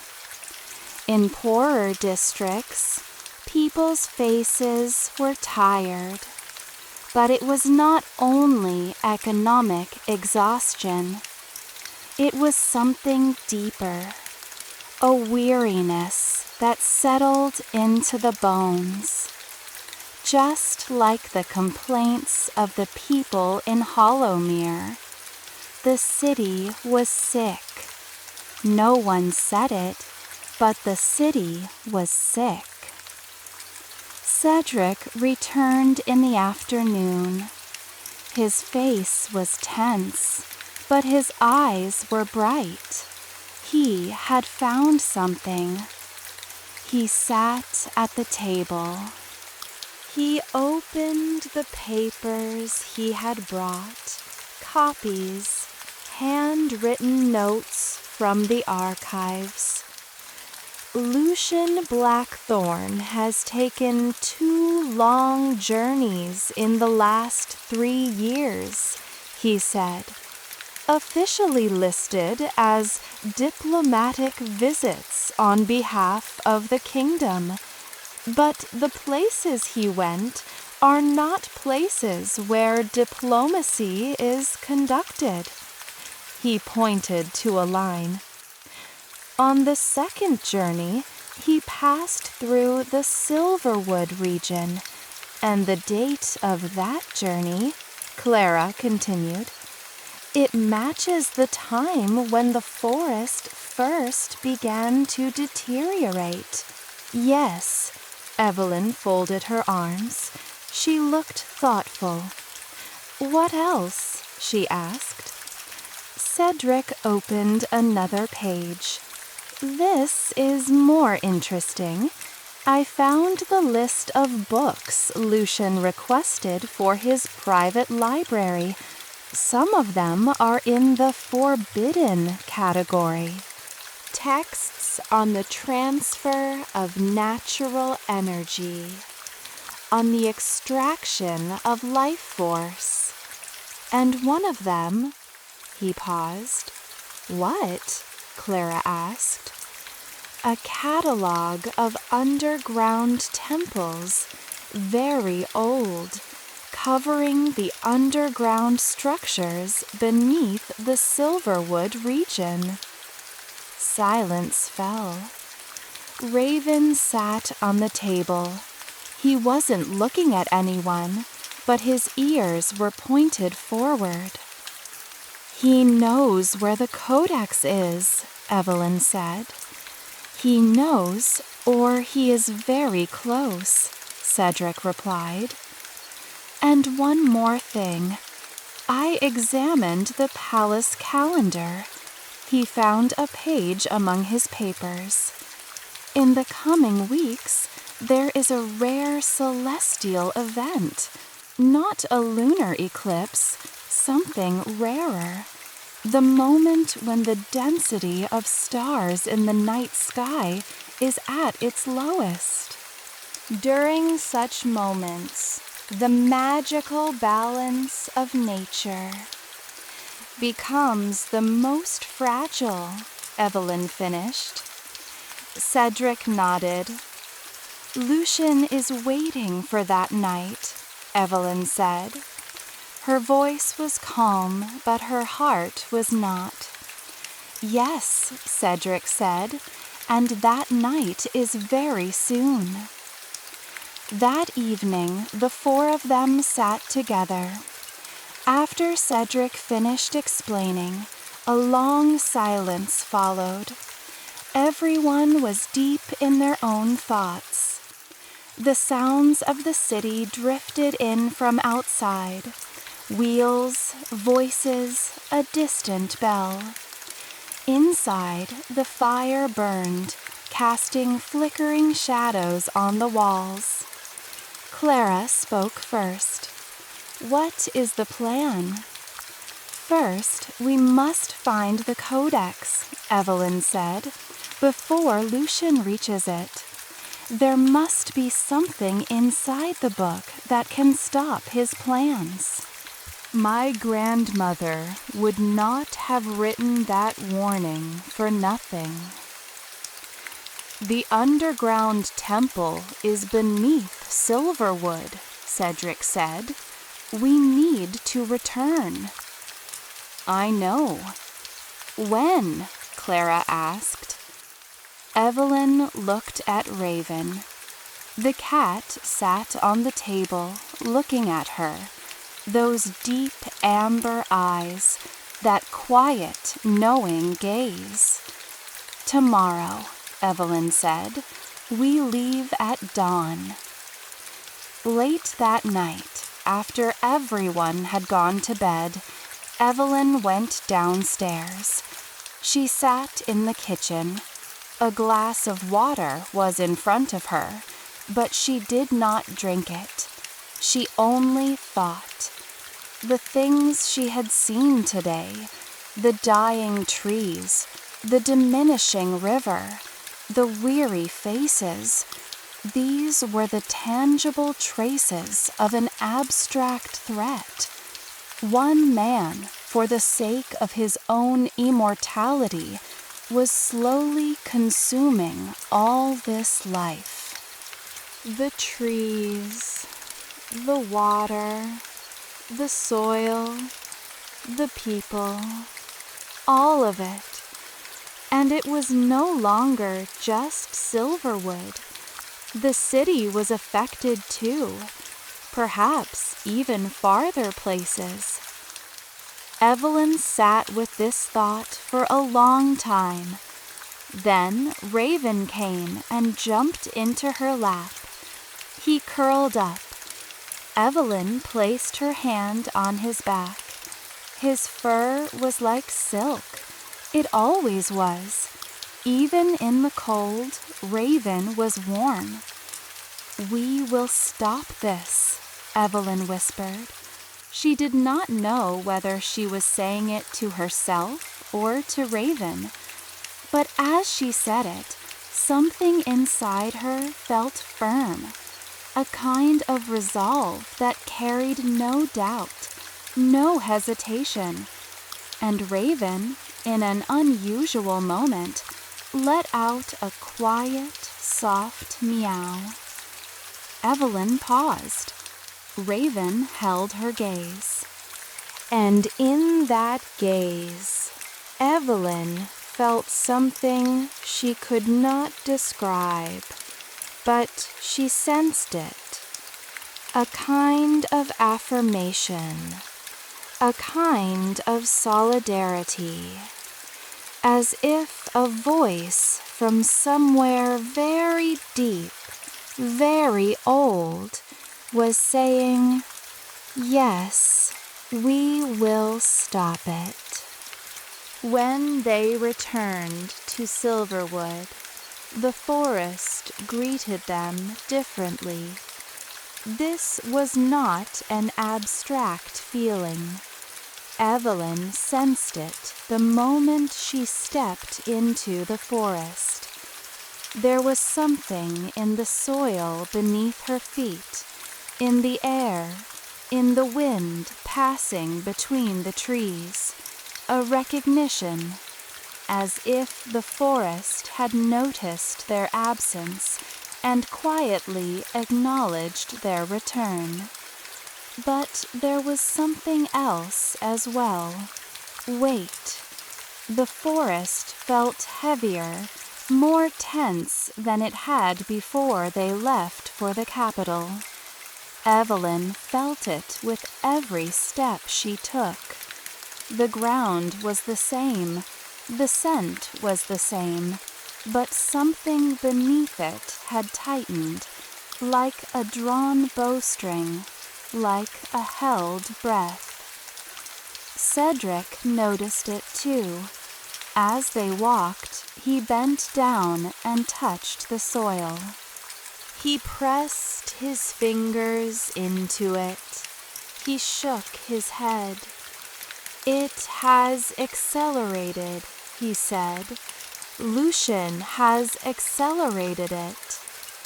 They did not go to the observatory this time. They went directly to Evelyn's cottage.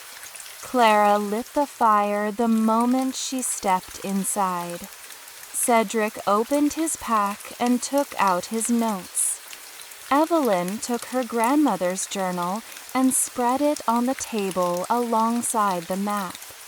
Raven entered through the door and stopped. He stood in the middle of the cottage. He did not move. He did not look at anyone.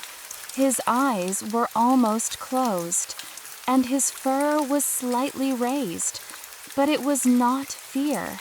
It was something else, a concentration, a listening. Evelyn watched him. "Raven," she whispered. The cat did not open his eyes. They woke early the next morning. When the map, her grandmother's notes, and Cedric's research were examined together, the approximate location of the underground temple could be determined.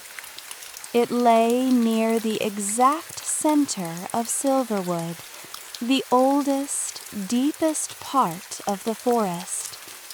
Evelyn knew that region well, but she had never seen an entrance leading down to a temple. It required a special condition to be seen, Cedric said during breakfast. According to old records, the entrance is not always visible. It appears only at a certain time, under certain circumstances. "What circumstances?" Clara asked. "When the forest itself chooses to reveal it," Cedric said. "It sounds mystical, but it isn't. It means this. The entrance to the underground temple is connected to an energy shift. When the forest's energy is active, and when the right people stand in the right place, the entrance appears on its own." "The right people," Evelyn repeated. "Someone who lives in this cottage," Cedric said. He looked at her. "Silverwood's healer. There has been one in every generation. And beside her..." He stopped. He looked at Raven.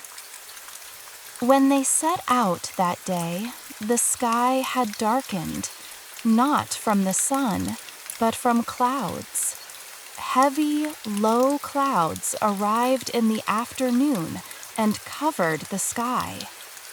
There was wind. Leaves fell quickly. The forest was loud, branches rubbing against each other, distant crackles, the sound of an animal running or fleeing somewhere far away. The four of them walked together. Raven in front, Evelyn behind him, Clara beside her, Cedric at the back. As they moved toward the center of the forest, the trees grew denser. The familiar path disappeared. The ground became uneven. Roots rose to the surface. Stones jutted out. But Raven walked without hesitation. He did not look left or right. He did not pause. And Evelyn followed him. The attack came from an unexpected place. Just as they neared the deepest part of the forest, where the trees were thickest, where sunlight never reached, the ground changed. First, there was a sound, deep, low, vibrating. It was hard to tell whether it came from beneath the earth or from everywhere at once. Then shadows emerged from between the trees. Shadows. Darkness that took shape, moved, behaved like a living thing. Thin, long, gliding, twisting like smoke in the wind, yet never dispersing. And within them was intention. Their movements were not random. They were coming toward them. "Step back," Cedric said quietly. But Raven moved forward. When Evelyn thought about it later, She remembered how time seemed to slow in that moment. Raven took a small step. Then he stopped. And then, light. It came from Raven. First from his eyes. The yellow eyes suddenly turned white, glowing like a flame. Then from his fur. From every strand of that pitch-black fur, a thin shimmer spread outward. It was not silver. It was not blue. It was a color no ordinary light could describe. A color belonging to nature itself, to the forest, to the earth, to the roots. And Raven grew, slowly, first by a step, then another. His silhouette changed from a small, four-legged, furry creature into something much larger, much deeper. Shadows and light at once, both there and not there, both cat and something else entirely. The dark shadows approached Raven, then recoiled, as if afraid to touch him, as if instinctively aware of what stood before them. And Raven made a sound. It was not a meow. It was not a roar. It was something between the two, very deep, rising from beneath the earth. The kind of sound the forest itself might make if it could speak. The shadows dissolved. Then everything returned. Raven shrank again. His fur returned to normal. His eyes turned yellow. And he stood there, four-legged, quiet, as if nothing had happened. Evelyn, Clara, and Cedric were frozen. A long silence followed. The wind had stopped. The forest held its breath. Clara spoke first. Her voice trembled, not from fear, but from astonishment. What just happened? Cedric did not answer. His eyes were on Raven, and in that gaze was something, a knowing, as if he had been waiting for this moment. Evelyn stepped forward. She knelt. She came face to face with Raven, and she looked into his eyes, those yellow eyes. They had always been deep. They had always seen much. But now, as Evelyn looked into them, something inside her understood, not intellectually, but instinctively, recognized. "Who are you?" she whispered. Cedric knelt beside her. "I knew," he said quietly. "I knew the moment I saw him at the observatory, but it was not my place to say." "What did you know?" Evelyn asked.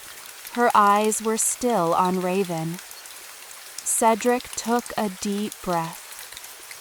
"Throughout Silverwood's history, there has been a force that protected the forest," he said. "Not only spells, not only healers, something deeper, a spirit, a being that was part of the forest itself, existing alongside it." He paused. This being was once very powerful, but as the forest weakened, it weakened too, and it chose its final vessel. Evelyn turned to Cedric. "The final vessel," she repeated. Yes, this spirit could no longer exist in a large body. It did not have the energy, so it moved into a small one, a body where it could hide, where it could be protected, where it could act when needed. Silence. "Raven," Evelyn said. "Raven?" Cedric echoed. Clara stood behind them. Evelyn felt her presence, but she could not turn. Her eyes were on Raven, and inside her, something ancient shifted. How long had Raven been with her? Evelyn could not remember exactly. Since her grandmother's time? Before that? Her grandmother's journal had never mentioned Raven, or had it, and Evelyn had overlooked it? Then something came to her mind. The day she found the journal in the chest, when she had turned the pages, she had seen a small note inside the back cover. It had been so small she had not paid attention. But now she remembered. A single sentence in her grandmother's handwriting. "Take good care of Raven. He is taking care of you." Evelyn closed her eyes. Years passed through her mind. How many times had Raven been beside her? How many times had they healed a wounded animal together? How many times had they walked through the forest together? How many nights had they shared the same quiet? Raven had never spoken, but he had never been silent. Those looks, those moments, the way he warned her at exactly the right time, the way he looked in the right direction, the way he chose the right moment. These were not the instincts of a cat, or not only that. Evelyn opened her eyes, and she looked at Raven, truly looked, as someone who had seen centuries, remembered forests, and understood everything from the beginning. "If the forest dies," Evelyn whispered, "it was not a question. You." Raven did not blink. That was his answer. Evelyn did not speak for a long time. Cedric and Clara remained silent too. They both knew that moments like this did not require words. The forest breathed around them with a deep, quiet stillness. Branches swayed gently. Somewhere far away, a tree shifted, or Evelyn imagined it, as if the forest itself felt this moment. Then Evelyn reached out her hand, slowly. She touched Raven's head. Her fingers slipped into his fur. And Raven, always calm, always distant, never approaching strangers, pressed his head into her hand. He closed his eyes, and Evelyn felt something settle inside her. Not a decision, an understanding. She would protect Raven. She would protect Silverwood. Leaving one meant leaving the other. She would leave neither.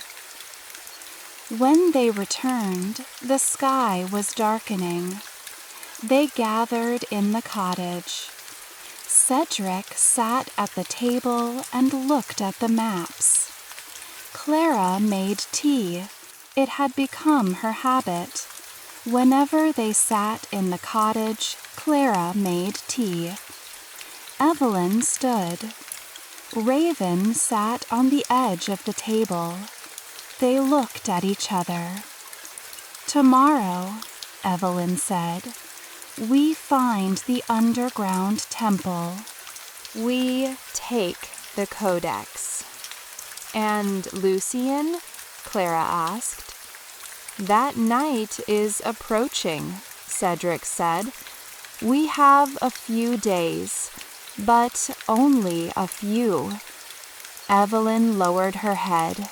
She thought, Lucian was powerful. He had centuries of knowledge and stolen energy, but there were things no power could buy.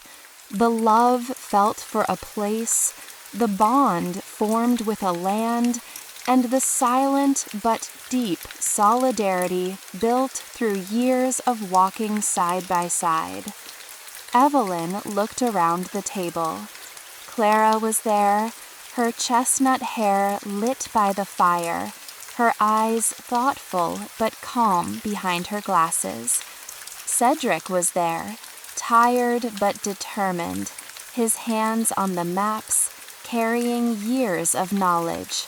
Raven was there, small, black, but holding centuries within him.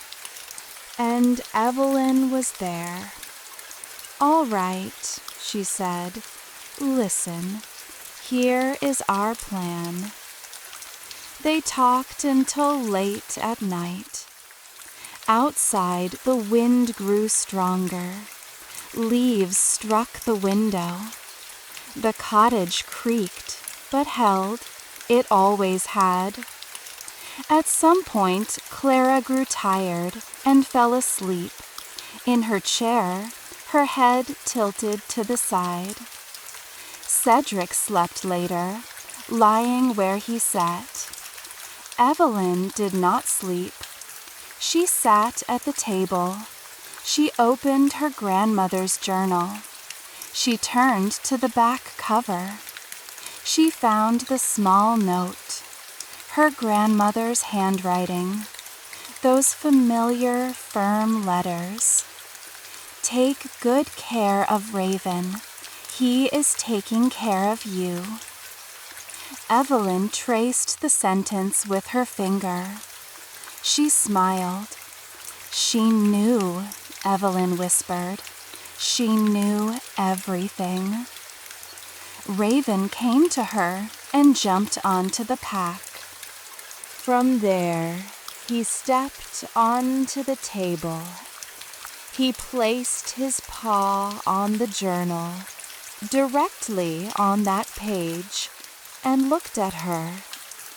Evelyn laughed, truly laughed, a warm, soft laugh that filled the cottage. "All right," she said. "All right, I understand." And that night, while the wind blew outside and the fire burned inside, Evelyn rested her head on her arms on the table and closed her eyes. And she slept. Perhaps for the first time in a long while, she slept deeply, without holding on to anything. Because there are nights when you realize the weight you carry does not need to be dropped. It can be shared. This was one of those nights. Morning arrived quietly. The wind had blown strongly through the night, but with dawn it faded. The forest stood still. branches unmoving, leaves suspended, as if the world had taken a deep breath and was holding it. The sunlight slipped very slowly between the trees. It touched the treetops first, then the trunks, and finally the ground. And when it reached the ground, the wet leaves, the moss, the droplets gathered between the roots, everything shimmered for a brief moment. Evelyn watched this, standing at the threshold of the door, holding a cup of tea. She paused before stepping onto the stone. She drew this morning into herself, the scent, the light, the sound. Today would be different. She felt it. But what she noticed was this.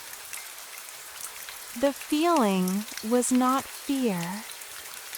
It was more like something long awaited finally arriving. The completion of a preparation.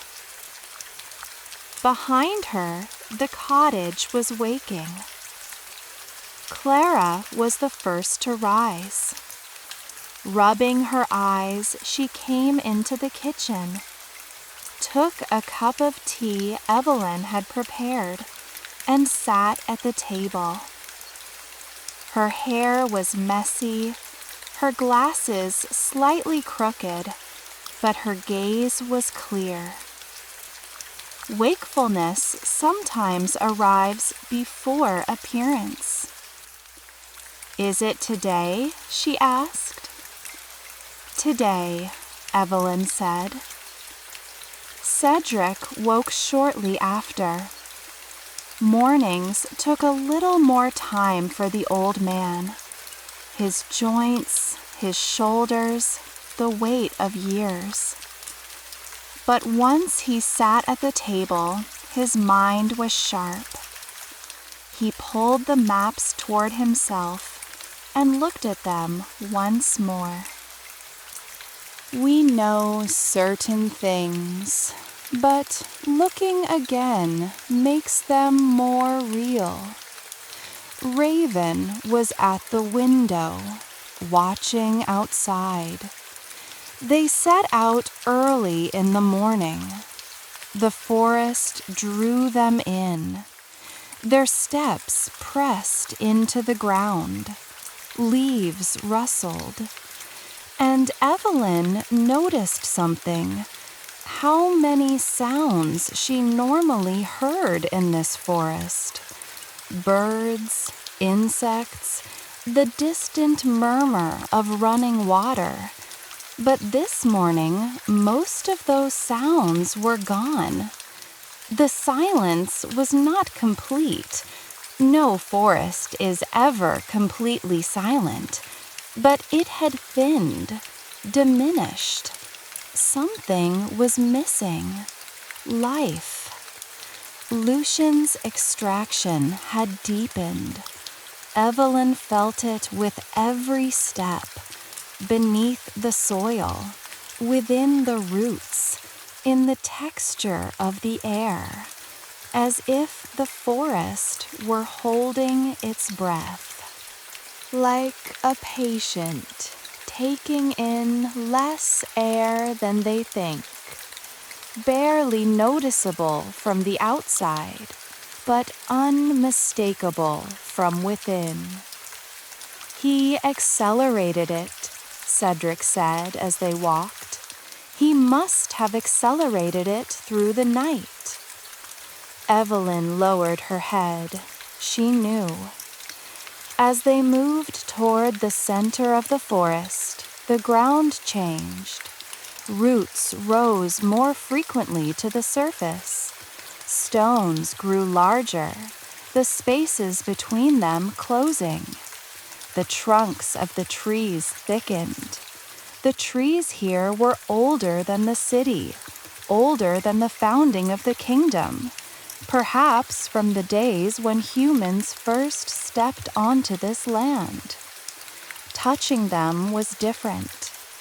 As Evelyn passed, she brushed her fingers against one trunk, rough, deeply cracked bark. Beneath it, very deep, but still perceptible, a faint vibration, weak, but still there.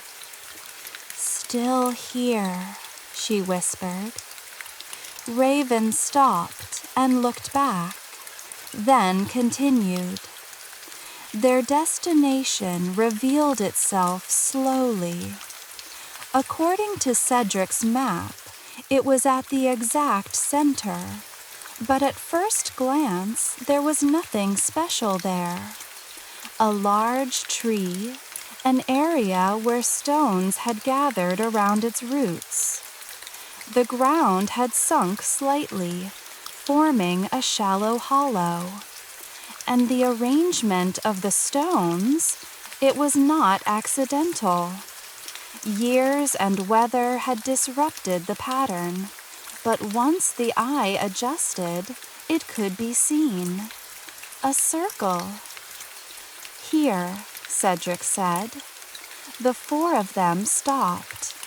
Evelyn looked around. Then she looked upward. The tree tops here leaned closer together, forming something like a ceiling, a natural roof. And the light that filtered in fell in a particular way. Unlike other places where sunlight scattered, here it focused directly on the circle of stones. "How do we open it?" Clara asked. Cedric looked at Evelyn. Evelyn looked at Raven. Raven walked into the circle. He stepped between the stones, reached the center, and stopped. Then he sat, and just as he had done the previous day, he closed his eyes. His fur tightened. Very quiet, very slow, the shimmer began. This time it was more controlled, calmer, more deliberate. The light spreading from his fur fell onto the ground. It touched the stones. And the stones, those heavy stones that had remained unmoving for centuries, trembled slightly, once, then again. And the ground opened. It happened slowly, not hurried, but with a natural motion, as if it had always been meant to open, simply waiting for the right moment.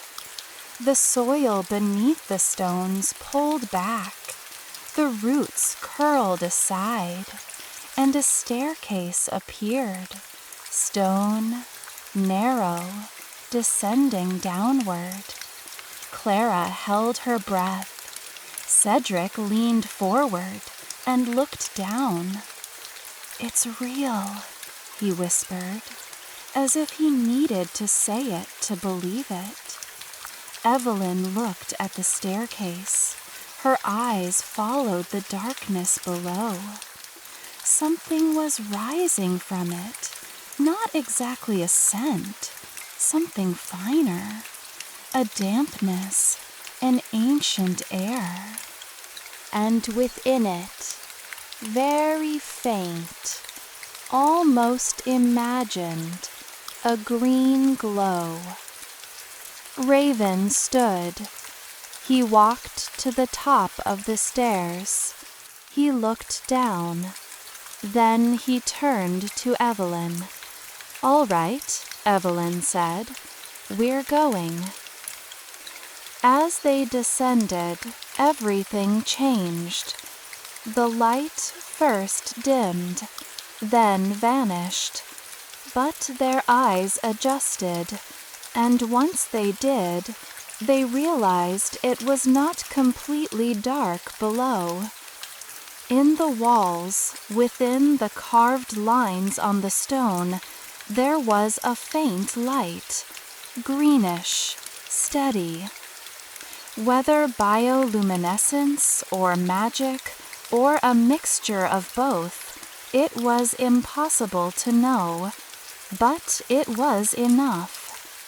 The staircase had 14 steps. Evelyn counted each one.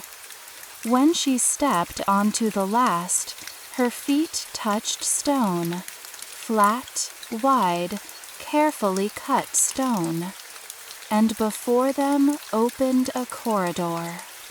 The ceiling was low. Cedric had to bend slightly. It was not narrow, but not wide either.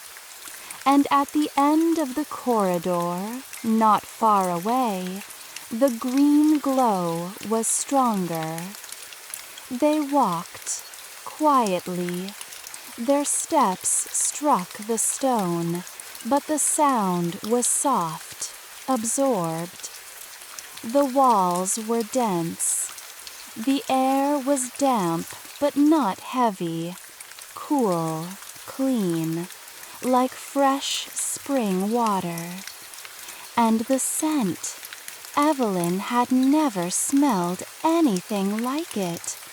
A mixture of old books, roots, long resting soil, and something else, something difficult to describe, but instantly recognizable once felt. The corridor opened into a room. The room was small, nearly square, with a low ceiling.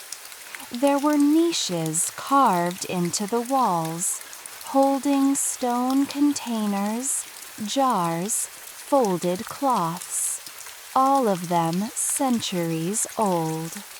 But in the center, alone, on a stone pedestal, rested something, a book. It was large, the size that would require 2 hands to hold. Its cover was deep brown, animal hide, but treated, preserved, untouched by time. The corners were reinforced with metalwork, greened with age, worn but strong.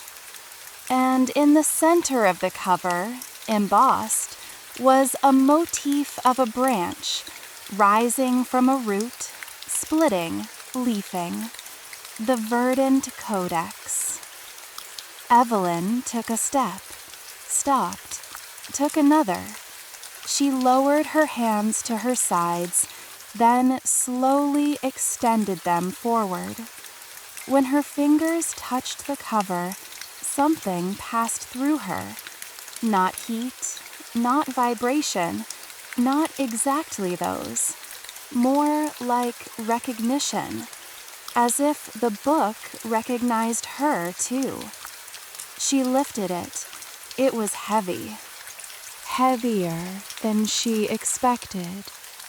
She opened it. The pages were thin but durable, perhaps preserved by a special process, perhaps protected by magic itself. The ink had not faded. Every line was clear, and the language was an old form. Evelyn could understand most of it, thanks to what her grandmother had taught her. But some sections were deeper, more layered. The first pages were about plants, detailed descriptions unlike anything she had ever seen. How each root should be cut in each season, how each leaf should be steeped in each type of water. Not only practical knowledge, but the reasons behind it, the energy within the plant, the way to speak its language. The next sections belonged to the forest, to the founding of Silverwood. To the first healers. To why they wrote the codex. And at the end, Cedric stepped forward. He leaned in. Here, he said, his finger traced a page. This section, Evelyn read, slowly, carefully.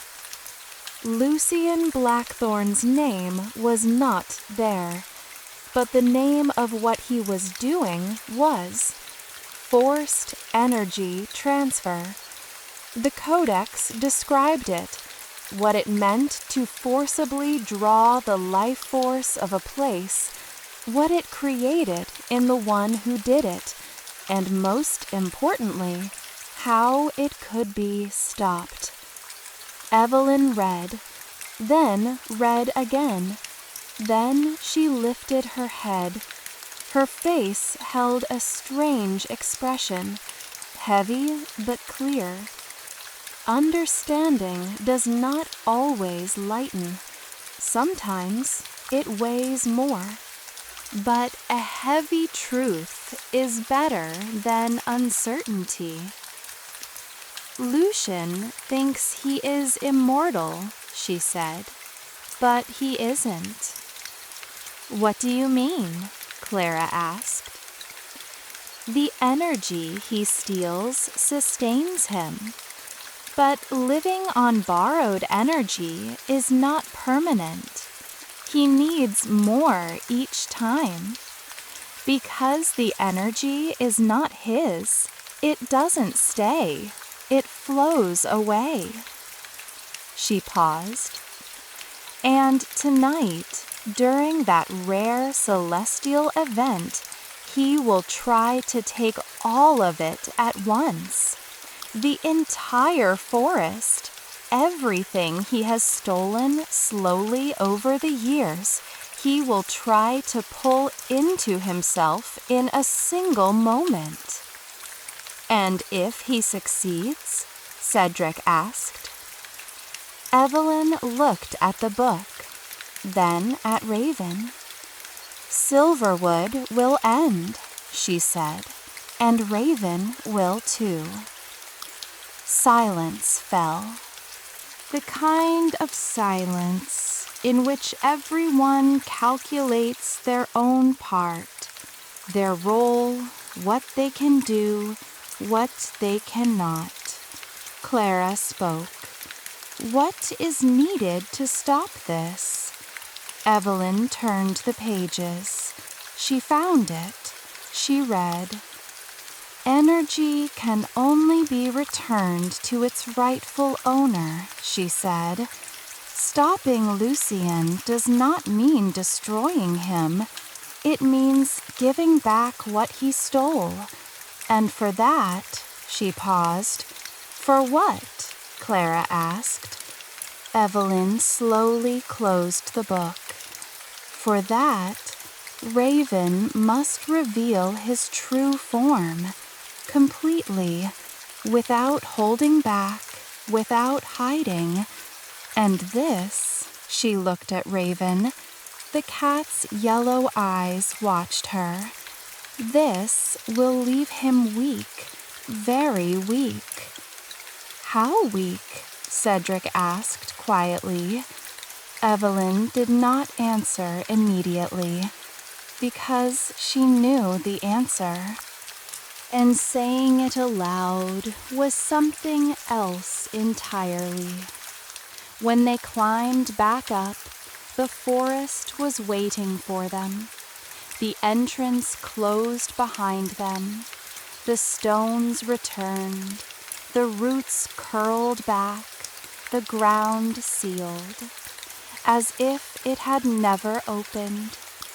But Evelyn held the verdant codex in her arms. It had been found. It had waited for centuries beneath stone and soil, waiting for the right moment.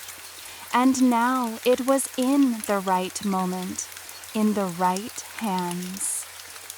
Evelyn looked at the forest. The trees were pale. The roots were darkened. In a few days, this would worsen. The night Lucian had planned was approaching. But now she held something, knowledge. And knowledge, when used correctly, could change everything. As they walked back to the cottage, Evelyn walked and thought. Raven was beside her, as always, 2 steps behind. That small, black, quiet presence, a great spirit hidden within a small body. And Evelyn realized something. Since the day she had known Raven, or thought she had known him, there had always been a feeling, a mutuality, a reciprocity. Evelyn looked at him, and he looked at her. Evelyn needed something, and Raven was there. When Evelyn felt alone, Raven came, sat beside her, and stayed all night. This was not an ordinary bond between a cat and a human. It had never been, and Evelyn had always known this, perhaps. She had simply never said it, never needed to. She stopped. Raven stopped too. Evelyn turned, and the cat looked at her. The sun sent a beam of light through the forest at that exact moment, directly onto Raven, and those yellow eyes in that light shone almost like gold. "Everything will be all right," Evelyn said, out loud. There was no one around, but she said it aloud. Raven stepped forward. He brushed against her legs. That night in the cottage, they read the Codex. Cedric turned the pages. Clara took notes. Evelyn read. Hours passed. The candle melted. Another was lit. The tea cooled. Another was made. Outside, the wind rose and leaves struck the window, but inside, the warmth remained. The Codex told many things: plants, magic, the history of the forest. But most importantly, it explained how balance was preserved. The life force of a place came not only from the soil, but from those who protected it: the healer, the researcher, the apothecary, and that ancient spirit, the memory of the forest. They were all here. They had all already come. As Cedric read, he stopped at one point.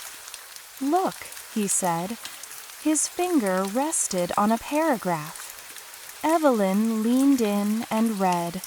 Her eyes moved line by line, and when she finished, she straightened.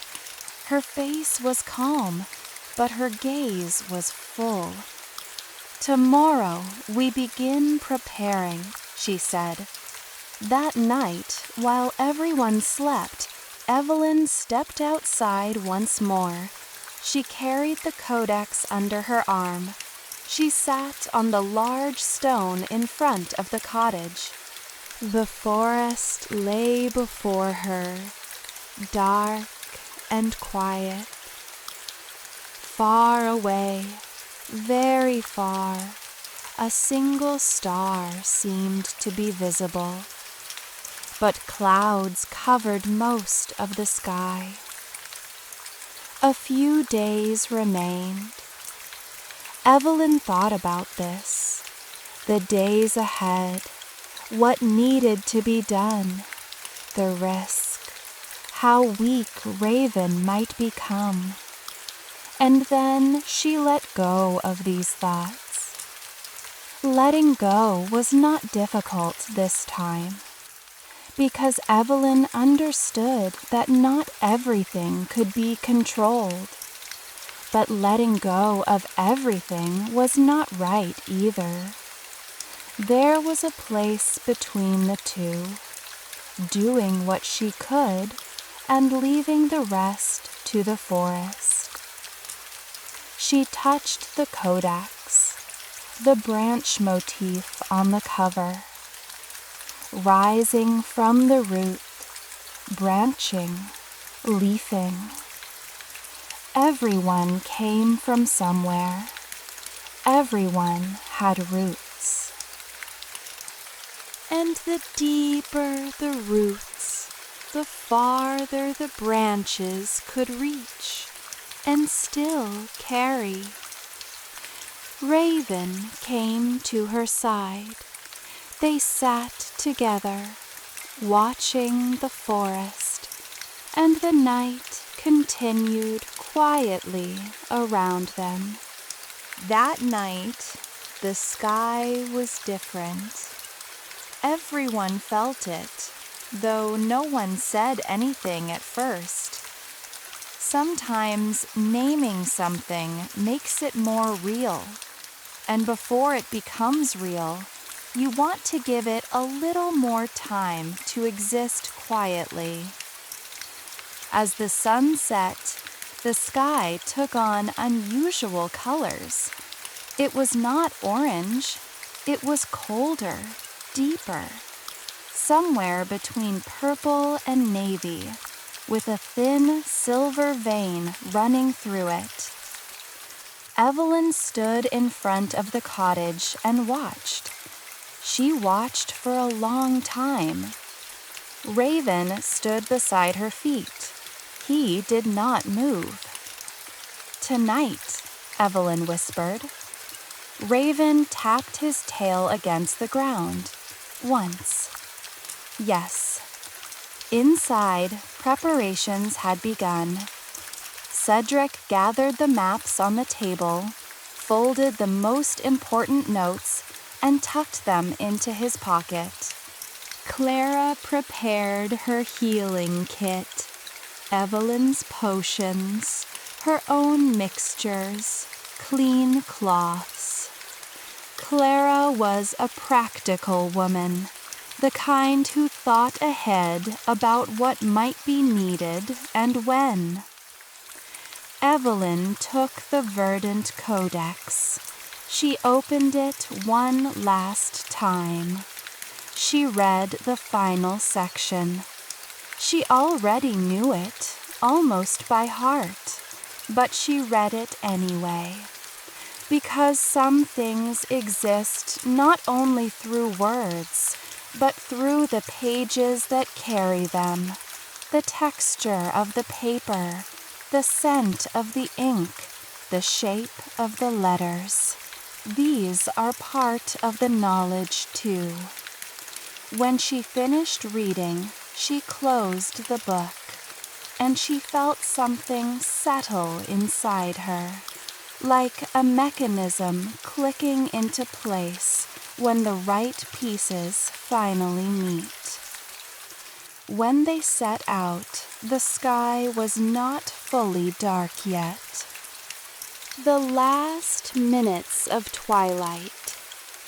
The sky still held that strange color, deep, cold, swirling with something unseen. And the stars, just as the codex had described, were fewer than usual, as if they had withdrawn, as if they sensed the weight of this night and stepped back. The four walked together. This time was different. In their previous journeys, there had been exploration, discovery, uncertainty. But now the goal was clear, the place was clear, and each of them knew their part. Cedric walked on the left, heavy steps, deep breaths. The knowledge he carried was centuries old, and tonight he would use it. Clara walked on the right, quick, determined steps. She adjusted her glasses as she walked, her habit whenever she was thinking or feeling resolute. Evelyn walked in the center, the codex in her arms. Her hair was wild in the wind, that fiery hair that seemed to carry its own light even in darkness. And Raven, ahead, as always, 2 steps in front. The forest took them in, and the moment it did, something changed. It is hard to describe, but easy to feel. A density, like the air growing heavier, like the sound shifting, like the ground trembling differently beneath their feet. Lucien was here. They had not yet seen him, but his presence was unmistakable, like the electric tension before a storm, invisible but real, impossible to deny.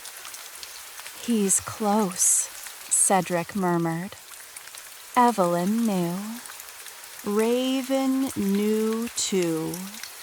His steps became more careful, more silent. He moved through the pathless forest as if gliding. As they went deeper, the sounds increased. Strange sounds, unnatural. Rustling between the trees, a deep rumble from beneath the ground, and now and then a crack that came from every direction at once, as if the forest was in pain, as if something was being drained from every part of it, and that sensation had turned into sound. Evelyn clenched her teeth. When they entered the clearing, they saw him. It was a large clearing, rare in the forest. The ground was flat. The trees had pulled back, forming a circle around the space. And in the center stood a figure, Lucien Blackthorn. He looked old, but that oldness was centuries deep. His clothes were dark, elegant, fitting for a respected royal advisor. His hair was white. His hands were open in front of him, and around him, rising from the ground, swirling in spirals, were dark vortexes. They came from the roots of the trees, from the depths of the soil. Energy that was not green, not healthy. Energy that had been stolen, forced, twisted against its nature. The trees were shaking. The forest was groaning. Lucian heard them. He turned. His eyes were wide. There was a glimmer inside them, hunger, ambition, or perhaps a fear accumulated over centuries. But when his gaze fell on Evelyn, he paused. He saw the book in her arms. "The Codex," he said.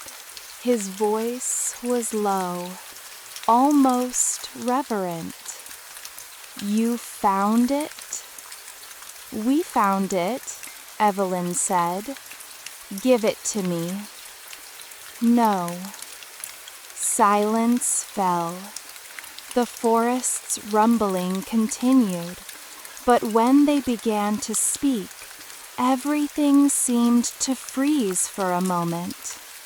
Lucian looked at Evelyn. Evelyn looked at Lucian. And Evelyn noticed something. Up close, the man was tired, truly tired. The lines on his face came not from power, but from burden. A man who had lived centuries had paid for it. Every stolen piece of energy had a cost, and that cost had accumulated. Lucian had sought immortality, but what he had found was something else, an endless hunger. "You understand me," Lucian said. His voice had changed, slower, heavier. To live for centuries, to see everything, and still not want to go. Would you not fear that too? Evelyn paused. "Fear death?" she asked. "Fear disappearing?" Evelyn took a deep breath. "Everything disappears," she said softly. "Trees do, people do. But what you leave behind remains. What you give remains, not what you take." Lucian closed his eyes, then opened them. "Beautiful words," he said, and his hands opened again. The dark vortexes grew. This time they moved toward Evelyn. They passed beside her, circled her. They did not touch, but they were close, cold, pulling something from her. Her energy, her will, she did not know, but she felt it. Evelyn did not move. She held the Codex tightly, and Cedric stepped forward. Cedric's weapon was not the notes he carried. It was the knowledge he had gathered over decades, understanding how Silverwood worked, how energy flowed, what balance depended on. He began to speak loudly to the forest, to the trees, to the soil, as if reminding them who they were, what they carried, what they were meant to protect. And the forest answered. The rumbling changed. The vibration beneath them shifted. The roots Lucian was pulling began to resist, a small resistance, but resistance. Lucian's face tightened. Clara stepped forward. Clara was not a mage. She had no spells, no ancient lineage. She was an ordinary town apothecary, someone who knew plants, prepared medicines, and listened when people came to her door. But she held something from the codex Evelyn had shown her that morning, a mixture described in the final sections, used to stabilize the forest's energy. Herbal, simple, but in the right moment, in the right hands, powerful. Clara opened her bag. She took out the mixture she had prepared, and slowly, carefully, she poured it into the symbolic circle Cedric had drawn on the ground while speaking. The soil absorbed it, quickly, immediately, and one of the dark vortexes trembled, weakened. Lucian noticed. He turned. "Enough," he said, his hands clenched. A wave of darkness came toward all of them. It was not heat, not cold. It was pressure from inside outward, the kind that made breathing difficult, the kind that made stepping forward heavy. Cedric staggered. Clara stepped back. Evelyn stayed where she was, but her knees tightened. And Lucian advanced. His steps were slow. He was not rushing. For someone who had waited centuries, a few steps meant nothing. Evelyn held the codex tightly, and Raven stepped forward. He stood in front of Evelyn, and he began. This time it was different. It started slower than before, deeper.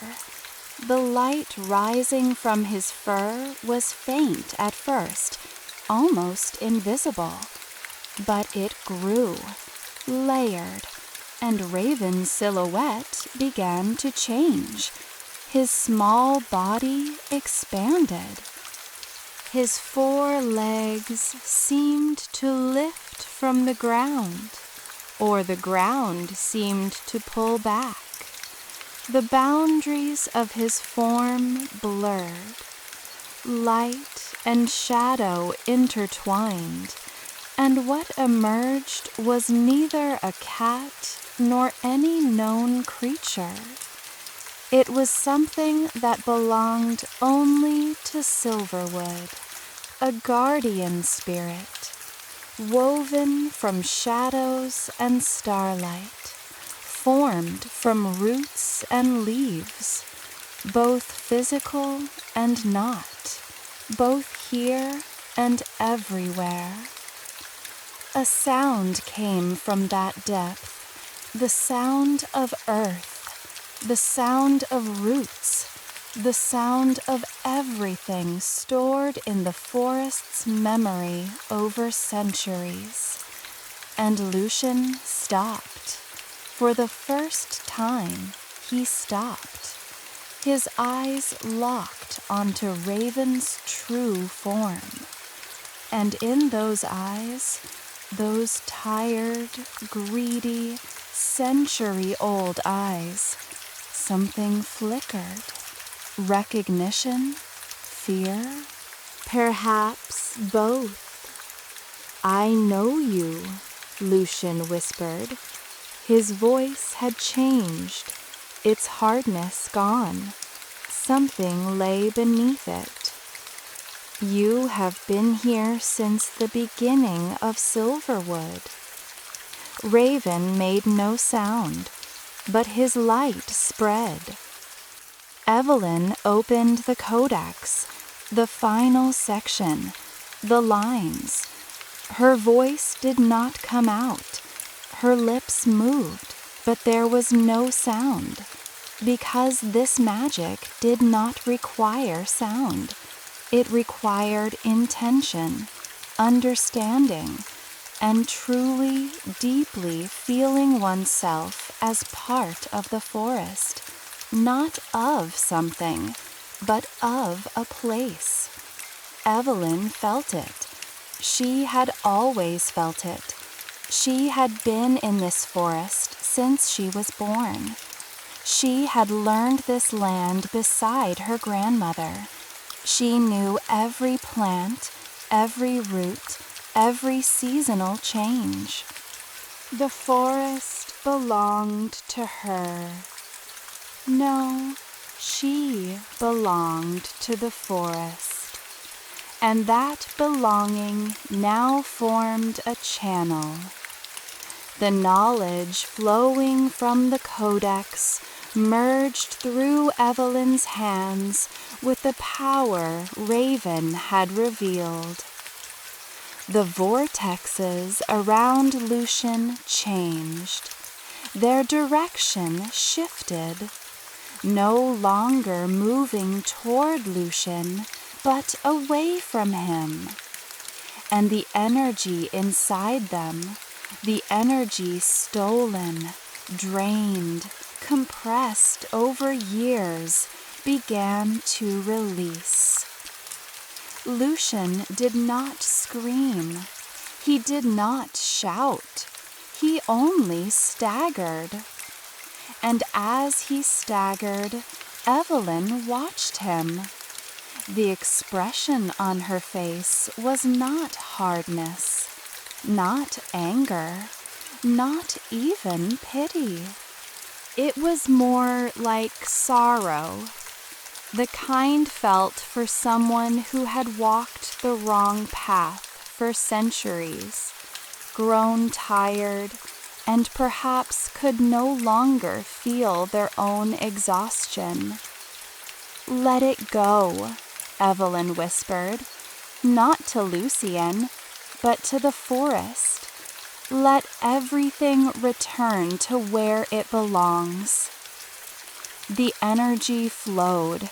It was like an invisible river, but it was felt. Evelyn felt it, Cedric felt it, Clara felt it. In the soil beneath their feet, in the things their hands touched, in the air filling their lungs. The trees trembled. First a small tremble, leaves rustling in windless air, then branches, then trunks. The forest seemed to be waking from a long sleep, slowly, heavily, but waking with its life returning. The roots changed most clearly. Evelyn felt it beneath her feet. The black rot was pulling back, slowly, but it was going. A warmth spread through the soil, real warmth, the kind roots were meant to carry. Lucian collapsed to the ground, his knees bent, his hands touched the soil, and he stayed there, kneeling, hands pressed to the earth. The vortexes around him were gone. The darkness had dissolved. What remained was a man, tired, old, and perhaps for the first time in centuries, truly crushed beneath the weight he had carried. Evelyn approached him. She knelt beside him. Lucian lifted his head. His eyes, those eyes were different now. The glimmer was gone. What remained was something simpler, more human. "What do you feel?" Evelyn asked. A long silence. "Heavy," Lucian said. His voice was cracked. "Very heavy." Evelyn lowered her head. "I know," she said. "Letting go always feels heavy, but sometimes it is the lightest thing." Cedric stepped forward. "He must go," he said quietly to Evelyn. "To the capital. He must answer for this." Evelyn stood. She looked at Lucian. The man did not resist. He rose slowly, with trembling legs. He looked at Cedric, then at Evelyn. "How much has the forest been harmed?" he asked. "You will see," Evelyn said. "It will heal. Everything heals with time." Lucian looked at her for a moment. Then he turned and looked at the forest. It was a long look. Whether regret or something else, it was impossible to know. But it was something. Then he walked into the trees. Cedric followed him. He would take him to the capital. And the forest swallowed them. Evelyn and Clara remained, and Raven. Raven stood in the center of the forest, his true form gone, his small cat body returned. But he was different from usual, quieter, heavier. His fur was puffed, his eyes half closed. Evelyn ran to him. She knelt. She lifted Raven, held him in her arms. The cat made no sound, did not meow, did not move. He only leaned against Evelyn. "Raven," Evelyn whispered. Her voice trembled. The cat took a breath. A weak breath, but a breath. Clara knelt beside her. "How is he?" she asked. Evelyn examined Raven. She slipped her hand into his fur. She felt the vibration, the state of the energy inside him, and her chest tightened. He was weak. Very weak. They sat in the forest for a long time. Evelyn held Raven. Clara stayed beside her. And slowly, very slowly, things around them began to change. The first bird call came from far away, a single call. But it came. Then another. Then a few more. And the ground beneath their feet warmed slightly. From the places where the black rot had been, something green began to rise. Small, fragile, thin, but green. Moonleaf. Evelyn saw it, and her eyes filled with tears. She did not wipe them. She let them fall, because some moments deserve tears, not from fear, but from overflow, from the fullness inside that cannot be released any other way. Clara touched Evelyn's shoulder gently.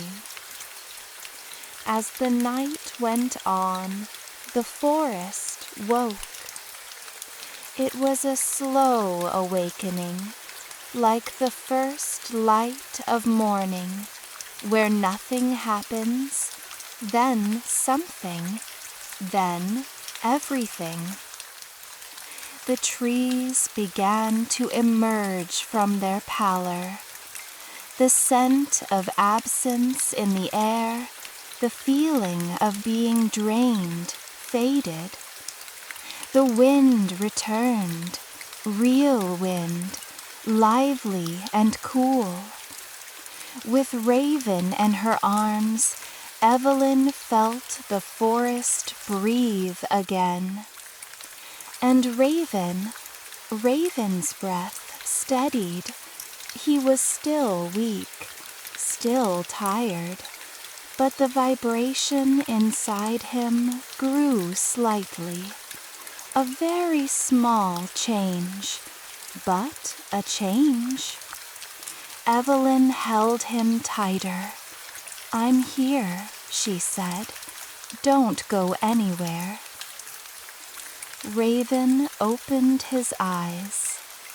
Those yellow eyes, the eyes that had always seen so much, known everything, looked at Evelyn. And inside them was something. Yes, exhaustion. Yes, weakness. But something else too. Still there. Still glowing. Small but real. A light. Clara opened the seed packets. Evelyn prepared the soil, using the methods she had learned from the codex. The right depth, the right spacing, the right direction. Which plant loved sunlight? Which preferred shade? Which needed moist soil? Which needed dry? Knowing these things was love. Knowing a plant, giving it what suits it.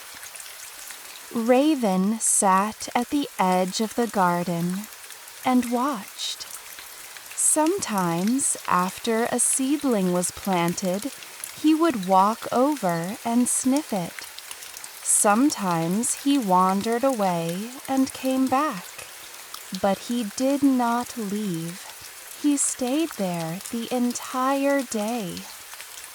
Toward evening, Clara straightened up and stretched. "I'm tired," she said, a happy kind of tiredness. "Me too," Evelyn said. They looked at the garden. The newly planted herbs, the old sprouts, the fresh scent of soil.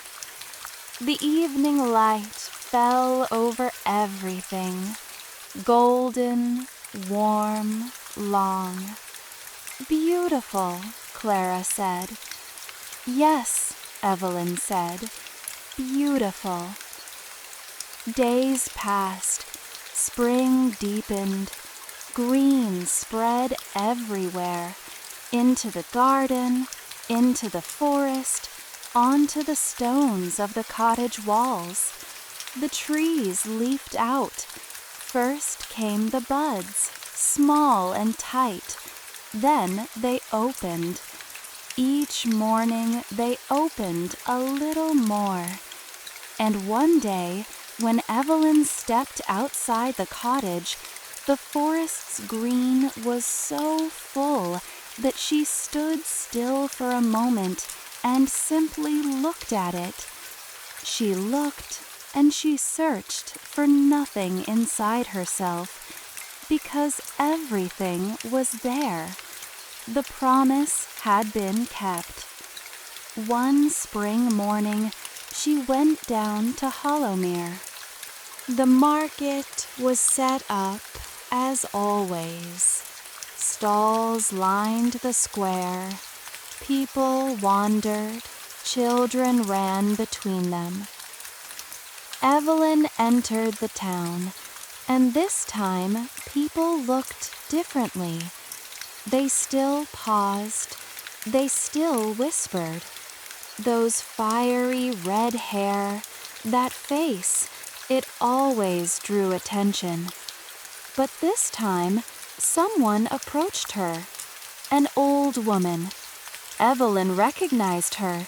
She had come to Evelyn's door in winter with her feverish grandson.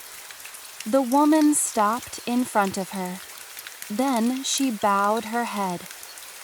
"Thank you," she said. Her voice trembled.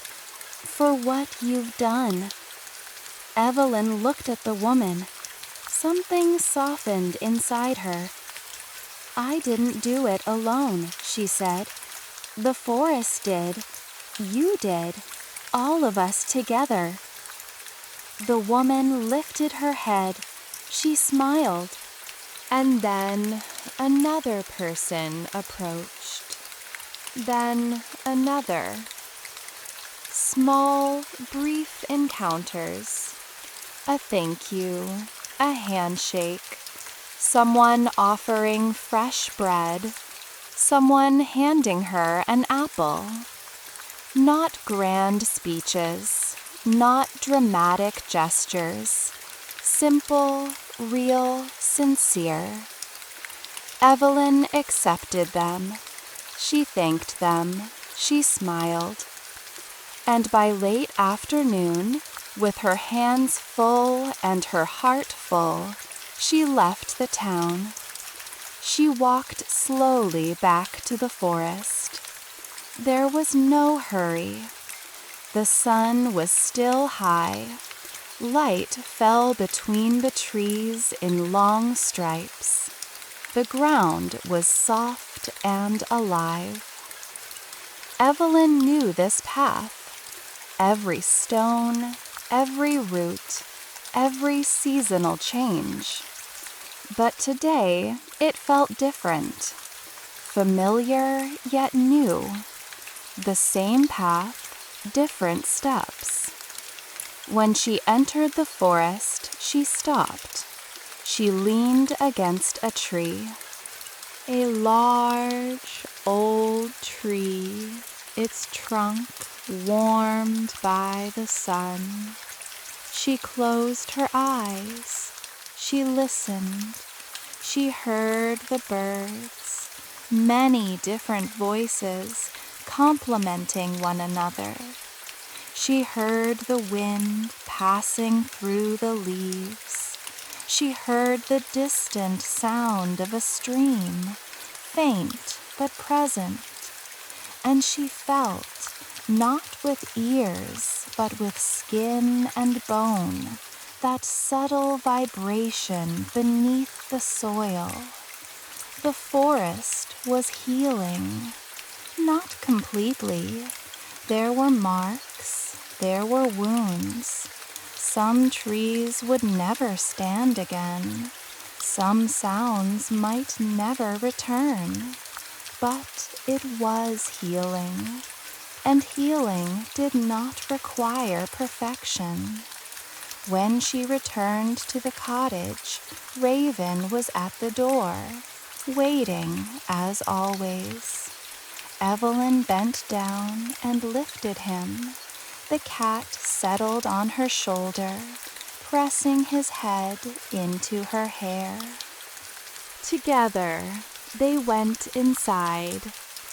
Evelyn placed the things she had brought from town on the table. She removed her cloak and hung it. She sat by the hearth. She did not light a fire. The air no longer required it. She simply sat. Raven jumped onto her lap, curled up, and through the open window she had left ajar, spring entered the room. The scent of soil, the scent of new leaves, the scent of something blooming far away. Evelyn closed her eyes. Time passed like that, quietly, calmly. Outside, the forest breathed. Inside, Raven breathed. Evelyn breathed. Then she opened her eyes. She looked at the window, at the forest visible through it. Branches, leaves, the light passing between them. And far away, very far away, just above the horizon, something could be felt. A vague feeling, a curiosity, a question mark. as if something else lay in the depths of the forest, not yet surfaced, not yet named.